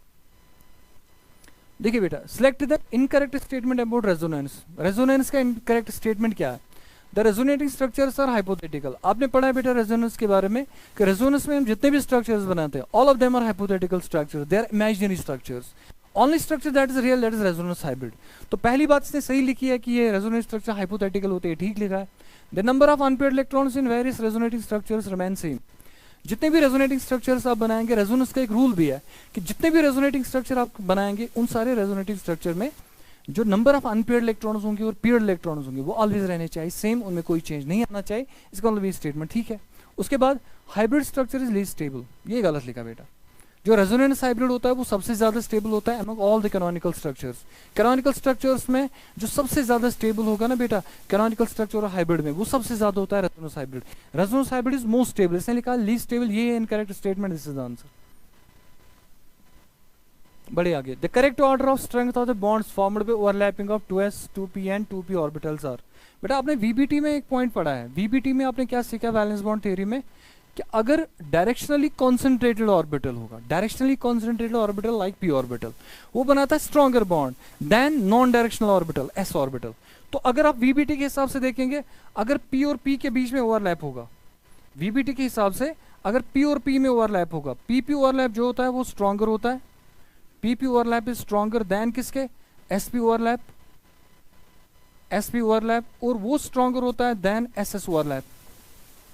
डायरेक्शनली कॉन्सेंट्रेटेड ऑर्बिटल्स जो होते हैं, s ऑर्बिटल, ये p ऑर्बिटल जो होता है वो स्ट्रॉन्गर बॉन्ड बना लेता है। तो वीबीटी का असम्पशन भी है, वीबीटी का एक पॉइंट भी है बेटा, p और p ओवरलैप ज्यादा बनाएगा। अब देखिए आपको ऑप्शन क्या दिए हैं, 2p 2p, तो मैं लिखूंगा 2p का ओवरलैप जो होगा वो ज्यादा स्ट्रॉन्गर होगा देन 2s 2p ओवरलैप, और वो ज्यादा होगा देन 2s 2s ओवरलैप। ठीक है बेटा, अब इसमें देखिए आप क्या, कौन सा ऑप्शन पहले आएगा, सबसे ज्यादा ओवरलैप जो होगा वो 2p 2p का हो जाएगा, ये वाला है। इसमें 2p 2p कहीं पे नहीं है, 2p 2p ज्यादा, फिर 2s 2p, फिर 2s 2s, ये आएगा बेटा इसका answer. Molecule having highest dipole moment, इनमें से कौन सा मॉलिक्यूल होगा जिसका हाईएस्ट डायपोल मोमेंट होगा। बेटा नजर रखना और ध्यान से सुन लेना। आपने ऐसे एक स्ट्रक्चर पहला लिया है, पहला वाला स्ट्रक्चर, यहाँ पे एक कॉन्सेप्ट बताऊंगा, इसको नजर रखना। यहाँ पे बेटा लिखा है Cl, यहाँ पे भी लिखा है बेटा Cl, और यहाँ पे भी बेटा क्या लिखा है Cl, 3 Cl है। अब इसका जो डायपोल मोमेंट होगा वो ऐसे जाएगा, इसका जो डायपोल मोमेंट होगा ऐसे जाएगा, क्योंकि Cl ज्यादा इलेक्ट्रोनेगेटिव है किससे, कार्बन से। अगर मैं इन दो डायपोल्स को सॉल्व करूंगा, इन दो डायपोल्स के बीच में जो एंगल है वो बेटा 120 डिग्री। मैंने इससे पहले भी बोला था, अगर दो सेम डायपोल्स होंगे inclined at an angle of 120, इन दोनों का अगर रिजल्टेंट निकालेंगे, तो रिजल्टेंट होगा वो यहाँ से निकलेगा बेटा, रिजल्टेंट यहाँ के बराबर निकलेगा। अगर रिजल्टेंट यहाँ से निकले, ये किसके बराबर आएगा, जितना इसका डायपोल मोमेंट होगा इसी के बराबर, या जितना इसका डायपोल मोमेंट होगा, क्योंकि दोनों बॉन्ड सेम है, तो इसका रिजल्टेंट इसी के बराबर आएगा। अगर इसका रिजल्टेंट आ गया बेटा, अगर इसका डायपोल मोमेंट है बेटा x, इसका भी आएगा x, अगर ये x तो ये भी है ना बेटा x, इसका डायपोल मोमेंट तो ऐसे जाएगा। अब ये दो देखो, ये आपस में अपोजिट, अगर ये अपोजिट होगा तो डायपोल मोमेंट होगा बेटा 0, it would be non polar. ये दोनों inclined at an angle of x, ये दोनों ऐसे बेटा, एंगल है 120। अगर इन दोनों का रिजल्टेंट निकालेंगे, सेम डायपोल है, तो वो आएगा बेटा इन्हीं में से एक वैल्यू, क्योंकि दोनों सेम वैल्यू x के बराबर। अब इस वाले और इस वाले को देखो, दे आर अपोजिट डायपोल्स, अगर अपोजिट डायपोल्स हो गए तो आपस में कैंसिल होंगे और नेट डायपोल मोमेंट 0 होगा, इसलिए जो मॉलिक्यूल होगा इट इज नॉन पोलर, तो इसका जो डायपोल मोमेंट होगा बेटा, डायपोल मोमेंट इज 0। अब दूसरा वाला है बेटा CN आप समझिए क्या है, आसान है बेटा।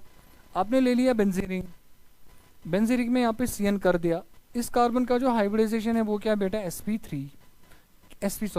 हाइब्रिडाइजेशन, ये वाले कार्बन का, इसका हाइब्रिडाइजेशन है sp, इसका हाइब्रिडाइजेशन है बेटा sp हाइब्रिडाइजेशन, sp हाइब्रिडाइजेशन, तो ये दोनों लीनियर होंगे। इसका डायपोल मोमेंट ऐसे, इसका डायपोल मोमेंट ऐसे, बराबर आपस में cancel, dipole moment 0, dipole moment is equal to 0। इन दोनों को सीधे देखिए बेटा, ये ऐसे और ये ऐसे जा रहा है, ये अपोजिट एक दूसरे के, डायपोल मोमेंट कितना 0। अब बचा वो, अब कहेंगे अब सर वो भी तो ऐसा ही है, उसका डायपोल मोमेंट भी 0 होना चाहिए, लेकिन उसका डायपोल मोमेंट बेटा 0 नहीं होगा।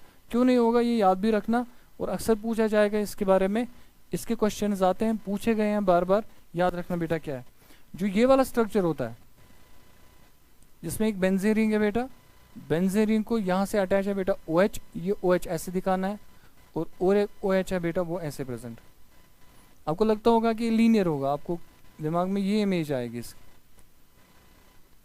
ये वाला स्ट्रक्चर ऐसे, ये OH ऐसे होगा। नहीं बेटा ऐसा नहीं है, OH ऐसे होगा। आपको पता है बेटा ऑक्सीजन पे 2 लोन पेयर्स होते हैं, अगर 2 लोन पेयर्स होंगे तो ये बेंड स्ट्रक्चर होगा यहाँ पे।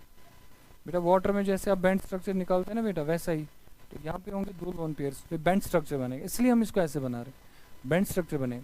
अब इसका डायपोल मोमेंट जाएगा ऐसे, इसका डायपोल मोमेंट जाएगा ऐसे, इसका डायपोल मोमेंट जाएगा बेटा ऐसे, इसका डायपोल मोमेंट जाएगा ऐसे। अब देखिए इसका डायपोल मोमेंट यहाँ आ रहा है, इसका डायपोल मोमेंट यहाँ जा रहा है। चलिए इन दोनों को तो अपोजिट मानेंगे, ये तो कैंसिल करेंगे, लेकिन ये वाले देखो ये यहाँ आ रहा है और ये यहाँ जा रहा है, ये ऐसे अपोजिट डायरेक्शंस में जा रहे हैं। तो अगर अपोजिट डायरेक्शन में जाएंगे, ऐसा मॉलिक्यूल जो होगा इसका होगा हाईएस्ट डायपोल मोमेंट, ये जो मॉलिक्यूल होगा इसका डायपोल मोमेंट 0 नहीं होगा, और ऐसा मॉलिक्यूल जो होगा दिखने में पोलर लगेगा, लेकिन दिखने में नॉन पोलर लगेगा, लेकिन होगा क्या बेटा, this molecule would be polar. तो इसका आंसर आएगा बेटा डी पार्ट।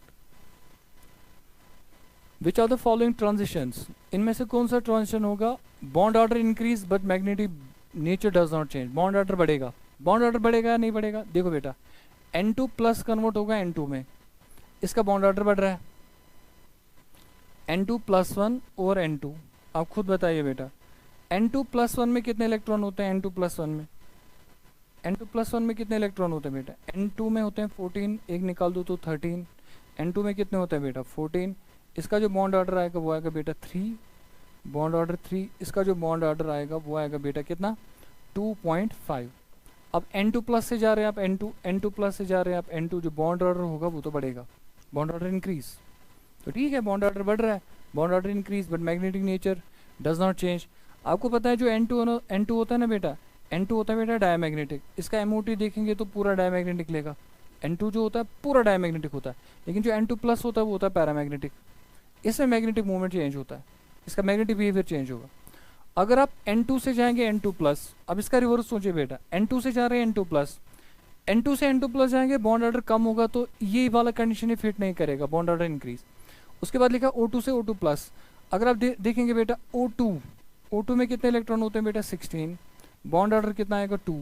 अब दूसरा आपको लिखा O2 प्लस, अगर आप O2 प्लस लिखेंगे बॉन्ड ऑर्डर इसका नंबर ऑफ इलेक्ट्रॉन कितने होंगे 15। अब इसका जो बॉन्ड ऑर्डर होगा बेटा वो कितना आएगा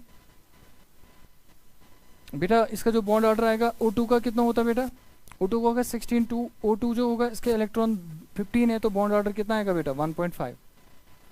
इसका बॉन्ड ऑर्डर होगा बेटा 16 का 2, इसका आएगा बेटा इट्स आंसर वुड बी, इसका जो आंसर होगा बेटा इसका आंसर आएगा जो O2 प्लस है, इसमें 15 इलेक्ट्रॉन है, 15 इलेक्ट्रॉन में आगे बेटा 2.5 बॉन्ड ऑर्डर, ठीक है। O2 में होते हैं 2 अनपेयर्ड इलेक्ट्रॉन,